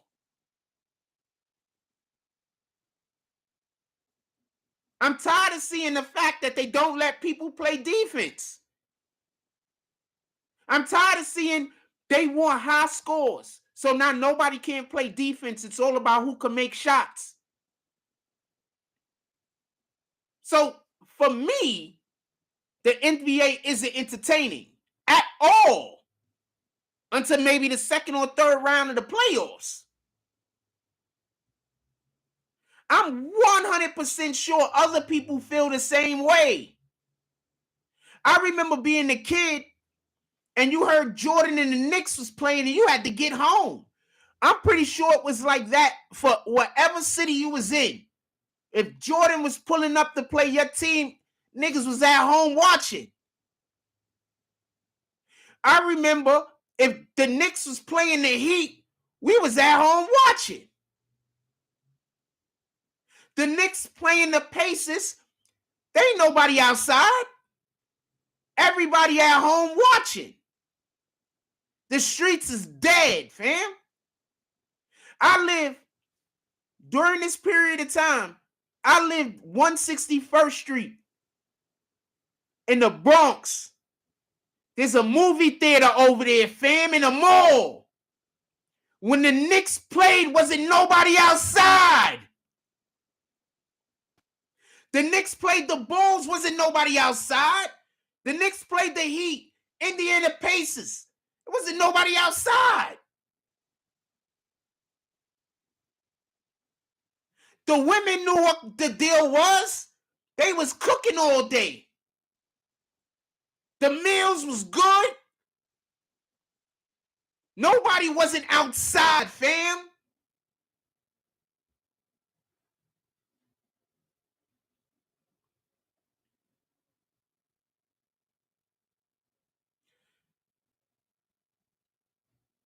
I'm just going to kick you.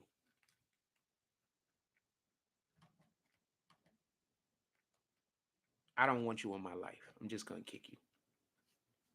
I was watching on cable, by the way.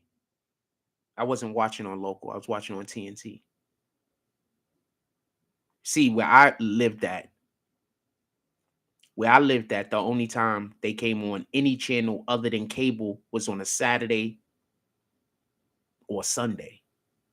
Those were the only times it was on a channel that was not cable. So I watched on cable. I didn't watch it on local. I'm going to kick you. All right?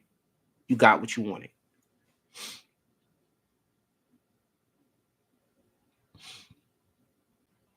When I say a reason to that, I'm referring to why people are getting played so hard. It's different now than it used to be. I think it's all about the money. I don't understand what that comment means. I need you to. I'm picking up what you were putting down. Maybe me and about this stuff too. Oh, you're talking about with tunes. Everything is connected, Brandon. I agree. Right, y'all having a good conversation. I had to kick the other guy. We're not doing that, fam. I watched on cable. I watched on TNT. Is the NBA still on TNT? Is the NBA still on TBS or whatever that was, TNT, and it was another channel? I think it was TBS. Is the NBA still play on those on those platforms? I'm curious.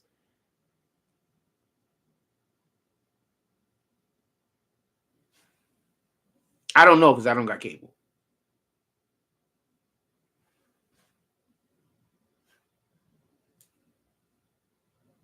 You wanted to get kicked, I kicked you. You're happy now, right?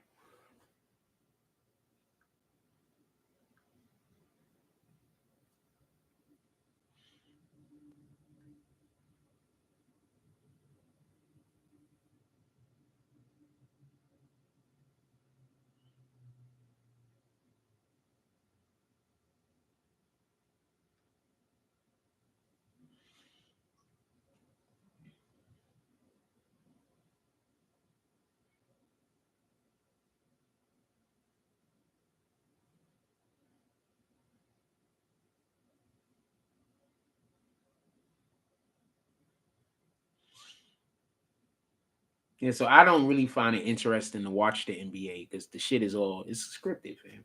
I don't know what to tell you. What the fuck just happened?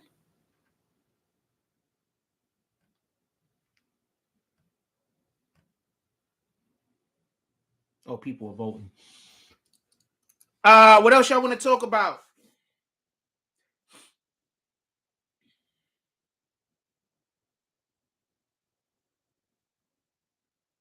Taylor Swift says she moved to a foreign country after Kim Kardashian released her private call with Kanye.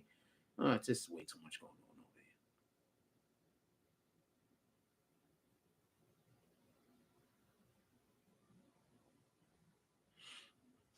over here. Oh, you want to know why?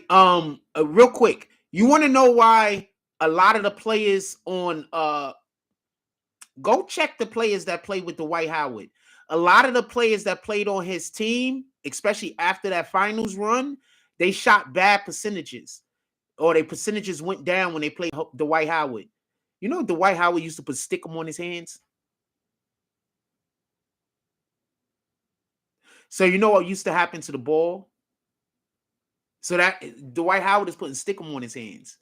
So after a while, you can't shoot the ball right because that shit is sticking to your fingers and it's not rolling off the right way. Dwight Howard's a whole bitch, man. Now you know why he couldn't shoot free throws. Imagine if he didn't put the stickum on his hand and he could have shot free throws. You know how many more points Dwight Howard would have? he'd be unquestionably a first ballot Hall of Famer, unquestionably. But the dumbass was putting stickum on his hands.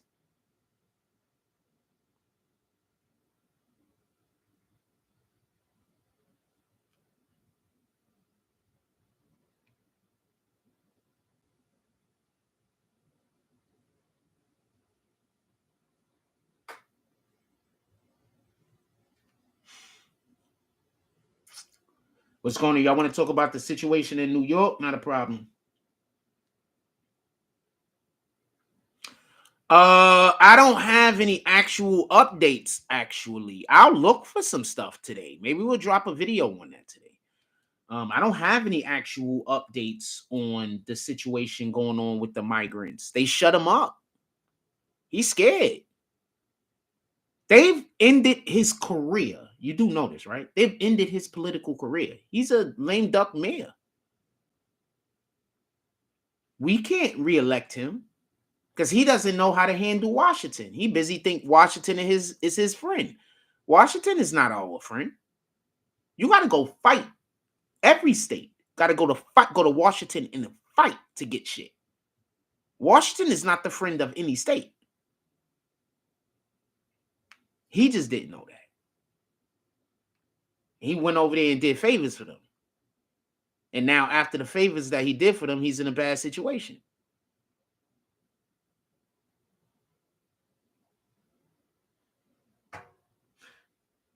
So apparently this is Brock Lesnar's daughter.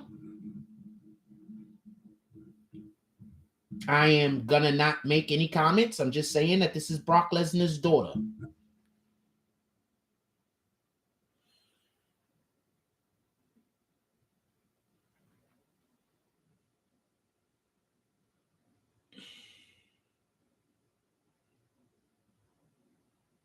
She absolutely looks like her father. And there's a reason why when you have your child, please laugh and smile with your child a lot so your child could grow up with a smile. You understand? And if you can't laugh and smile with your child, get out the way so your child can laugh and smile with others. All right? A lot of people are not unattractive or ugly, fam. They just grew up frowning because they just grew up in bad situations. All right? They grew up in situations where they wanted love that they couldn't receive. First of all, shout out to the Most High for setting me to the side, because I would have never received any love in those situations that I was growing up in. But he set me to the side. So shout out to the Most High. There's people that think that I'm bitter over the fact that I was abandoned. I'm not. So y'all just lying to people. Like, yo, man, he got all this built up trauma because his family abandoned him. No, I'm not looking at it like that. I was blessed. I know who those people are. And because they abandoned me, I didn't grow up to be like them. I consider that a blessing. But, you know, when people have to make an excuse for treating you bad, when people have to make an excuse for disrespecting you, they bring any old thing up. Yes, I was abandoned. But I'm fine with it. I wouldn't be the person I am today if I wasn't. You know, the whole entire time that I lived alone, I prayed to God. I thought about God. Every single day, I talked to God. Every single day.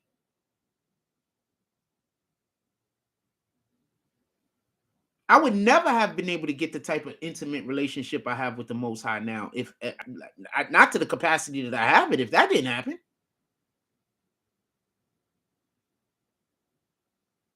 So for anybody that thinks that I'm bitter over that, I am not.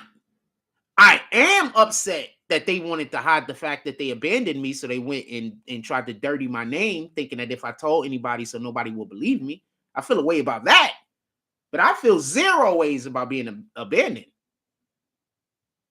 I'm one of the few people alive that know how to be alone and not go crazy. That's an accomplishment.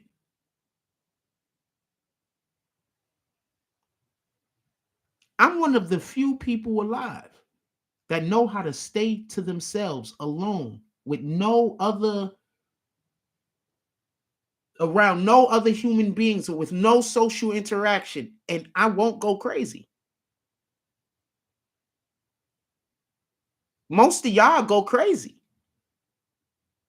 Most of y'all wouldn't be able to go a day or two without having somebody to talk to that care about you or just talk to in general.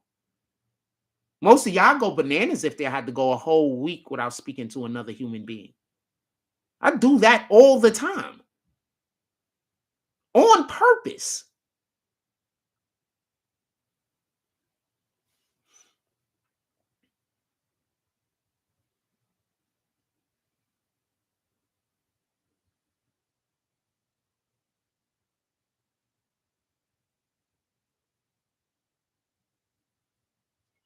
They want to put Narcan in New York City classrooms, fam. For anybody that don't know what Narcan is, notice I kicked the other dude that was in here talking crazy, and Andrew Daly came straight in. So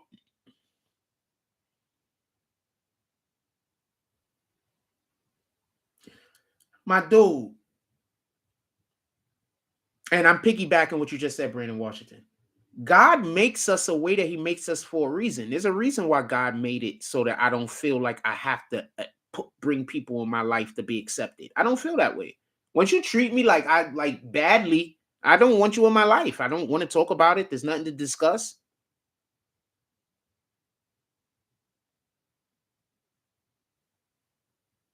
I'm just like, okay. Just like that. I'm not upset. I'm not angry. I'm not bitter. That you over there laughing like, oh, he's angry. I'm not angry. I'm not bitter at nothing. I'm just like, wow, I'm never going to speak to that person again. And then I literally just turn around and go about my day. The most I'd be thinking about is, why wouldn't a person want to be my friend? Fuck it, though. Just so we could be clear, like, that's usually what I'm thinking. I'm not angry. I'm just like, why wouldn't they want to be my friend? Like, why would a person do that thing to me right there that's going to make it so I'm never going to be cool with them ever, even in the next life? Like, why would you want to do that to me? Like, why would you want to make it so there's no way we could ever be cool? Like, why would you do that? Fuck it, though, you know? That's the way I look at it. I promise you, there's people that played with me that thought that it was going to be later on, we was going to be laughing and joking and being cool. And that's not a possibility. I don't work that way. So, yeah, I don't work that way. Like, that's not a possibility.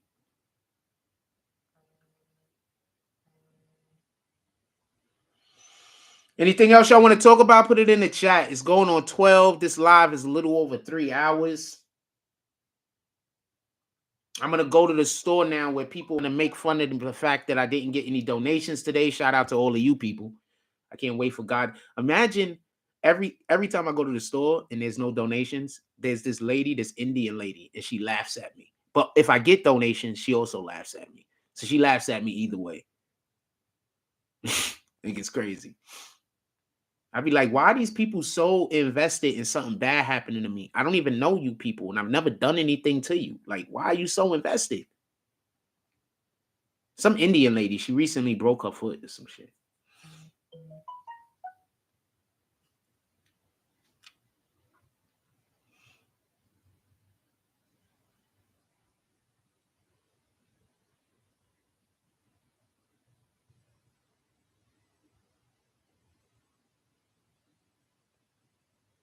All right. So somebody just sent me a message. I want to apologize to Life Gambler. There were some messages that you wrote that I thought were for me and they weren't apparently, but I had somebody contact me that asked me, said I probably got the thing misconfused. He probably isn't in here no more. That said I probably got the thing misunderstood. Not a problem. But the reason why I kicked him isn't because of what y'all was saying back and forth. He's really, I believe, just in here to try to argue with me. You understand? He keeps trying to bring up something that I'm not talking about in order to try to say that I'm wrong about a thing that I'm not saying. But you said he wasn't talking to me, so I'm going to take that as what it is. No doubt.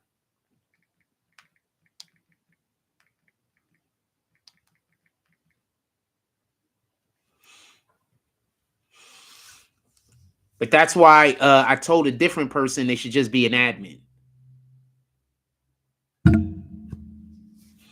But then this would still be something they would have to have talked to me about. Just shout out to that. Like, this is what I need more of. If you think that I'm saying something wrong, all you got to do is hit me on the side. There's something going on. I think you're wrong about this fraud stuff. I thought this and this and that. That's all you got to do. These people don't want to do that, though. They want to try to call me out publicly about shit I don't even be wrong about most of the time. Like, I don't think I'm wrong about this, just so we could be clear. But I like the way that you handled it, so I'm going to handle it the way that you want me to handle it. You understand? I do think you're wrong. I do think that the person was doing some bullshit on purpose, but I'm going to handle it the way that you want me to handle it because I like the way that you handled it. And we're going to give the person a chance. All right? No. We're going to give the person a chance because I like the way that you handled it. All right? I'm way more open-minded than people give me an opportunity to be. People don't give me an opportunity to be open-minded.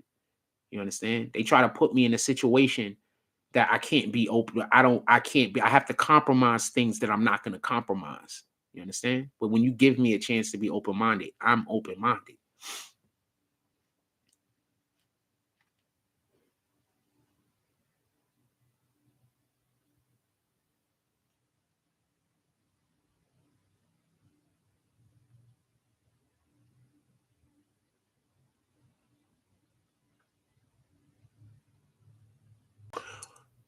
Also, we have an Amazon wish list down there for anybody that would like to pull up to our Amazon wish list. I'm going to say a couple of things off of the wish list right now that would be very helpful for things that we're doing in the future. I mean, like for any kind of immediate. Wow, this would be dope. They think I should. That's 700. I don't want that camera. I mean, I do want that camera, but sheesh, we're not doing it yet. That's not on my wish list, by the way. So I'm just going to say a couple of things on the wish list real quick that would be really beneficial if anybody wanted to know. There's a desk there for 44. I'm not on the desk. I can't show you what I'm on. I can, but I'm not. There's a desk there right there for about 50. We really need that as quickly as possible, if possible. There's also a computer there for gaming. We don't need that no time soon. There's a $35 camera there. We could definitely appreciate that. Not for nothing. There is a air fryer there. If anybody ever wanted to give me an air fryer, I'd appreciate that. And there is two things that are really important. There's a heater, because I live in New York. It is what it is. And there is a stabilizer. The stabilizer is the thing that I need immediately, if possible. The stabilizer is something that we need immediately. The most important things on this as of right now are the stabilizer, the card for the phones, for me to be able to have more cards, memory cards for the phone, the stabilizer, the memory cards for the phone, and the desk. I need a desk. It's like a little table desk things. Those are the most important things. Right now, everything else could take a back seat. I could really use the TV stand, though. That's a fact.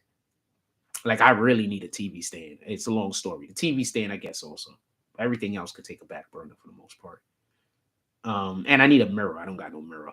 But I'm saying that because just recently I was having a conversation with a person about a thing, and I don't know who else is a part of our community that wouldn't want to, like, because apparently there are people that actually do like me and want to see me win. So I don't know how many more y'all guys is out there. I'm assuming it's more than the 3 or 4 people I know.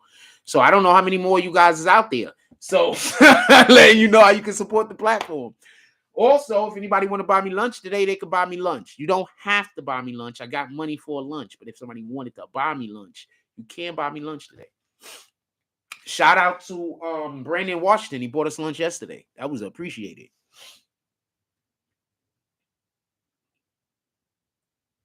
I got to work on cards today for our supporters. I got to work on cards for our supporters today. I got a couple of things I got to work on.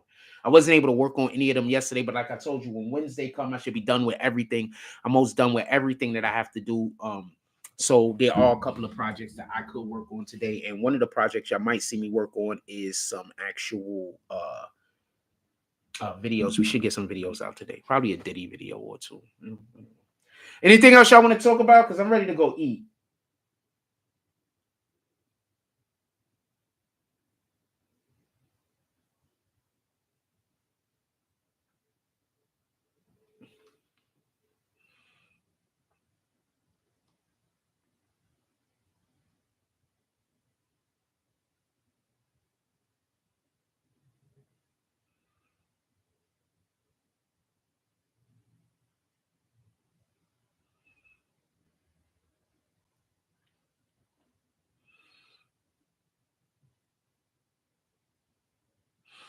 One more thing I want to say before we get all the way up out of here. Do me a favor. If y'all beefing with somebody on some other page, don't come to my page. I'm kicking you. I don't, or I'm going to put you on a timeout for like 24 hours. I'm not getting involved in none of you niggas' beefs. I don't care. I don't care about whatever trivial matter you niggas is arguing about. I don't care about whatever BS you mad at that guy about. I don't care. Okay? I don't care. I'm going to say this and I want to be clear because I don't think some of y'all get it. Y'all dudes want to be on the side of the internet where y'all arguing at each other, getting shot and killed, and y'all killing each other because y'all, that's how y'all entertainment is. That's not entertainment to me. I don't even watch that content. I don't watch none of you niggas' content. If your content is about arguing with some other dude online, there's a reason why I don't know about it. I don't watch it.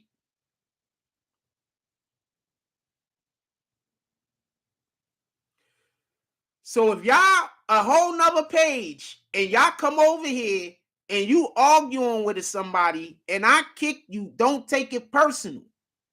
That's for my own protection. Y'all trying to get me to say or do something that now is going to create a situation where somebody think I'm beefing with them and I don't even know anything is going on.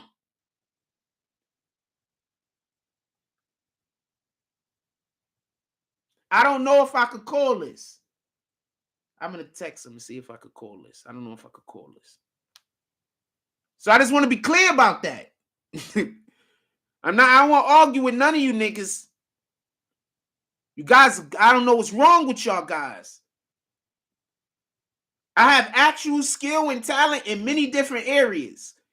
I don't need to just argue with niggas on the internet over nothing.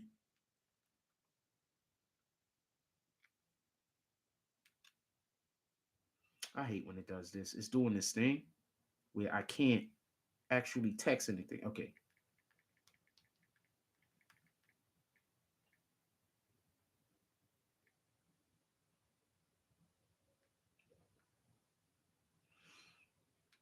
This is crazy. I hate when my internet.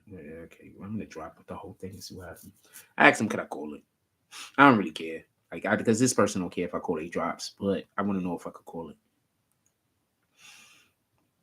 You'd be surprised at how many people do donations throughout the course of the show, and I just don't say nothing because they be like, shh. They do that emoji. They be like, shh. That's why I'm looking at y'all like, y'all keep thinking of the nigga. Like, all right, y'all busy lying to niggas about the dude. That's all I'm saying. But it's your right. You can lie about whatever you want to lie about. I can't stop you, fam. That's between you and God when you get to him. What y'all want to talk about? Put it. I gotta go to the supermarket now. Where I gotta go deal with these people that hate me. So I gotta wear my. I've been going to the supermarket lately with my speaker and not my headphones. And can I say that's one of the worst decisions I've made in recent history.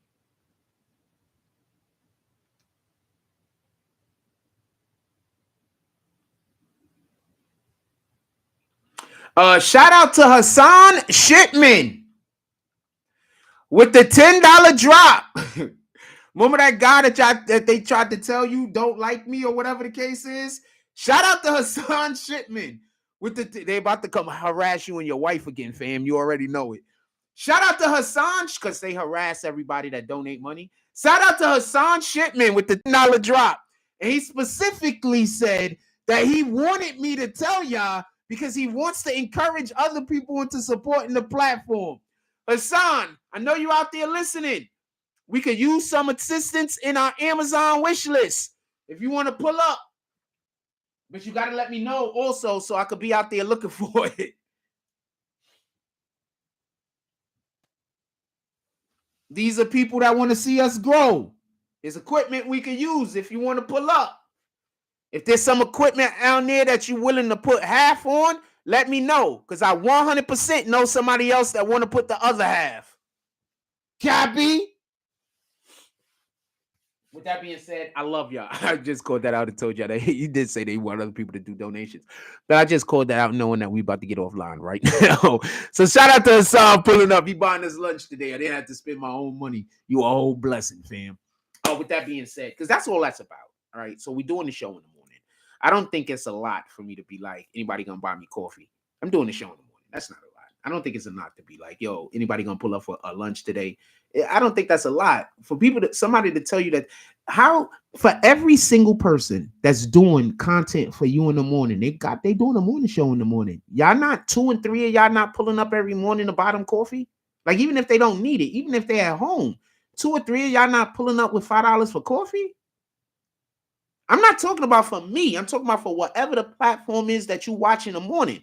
Now they got the platform going all the way to lunch. 2 or 3 of y'all not pulling up to buy them lunch.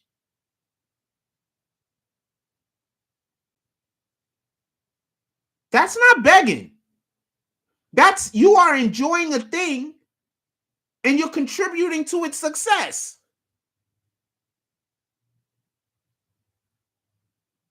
Anyway, I'm gonna let y'all go. Shout out to the people that understand that. To the people that don't, shout out to y'all too. Whatever the fuck. Anyway, everybody have a blessed day. Let's look at this real quick. We got 70 votes today. Salute to that. Can we clap it up? We got 70 votes. He says, what do you think P. Diddy is? Somebody 52% said the Boogieman. Let me close out the vote right now because it's already back. It's already ended. So y'all can see. What do you think P. Diddy is? 54%, 57% said the Boogieman, 32% says they just wanted to see the results, and 10% said a genius. He's all of the geniuses. Thank you everybody that voted. We got 70 votes in here. That's dope. Hopefully tomorrow we get like 100. You know what I'm saying? That's a fact. The reason for donation is for the content and out of good favor. Fam, I had somebody the other day walk up onto me and basically tell me that a lot of good things have been happening to the people around me that have been being supportive around me that physically live in Coney Island.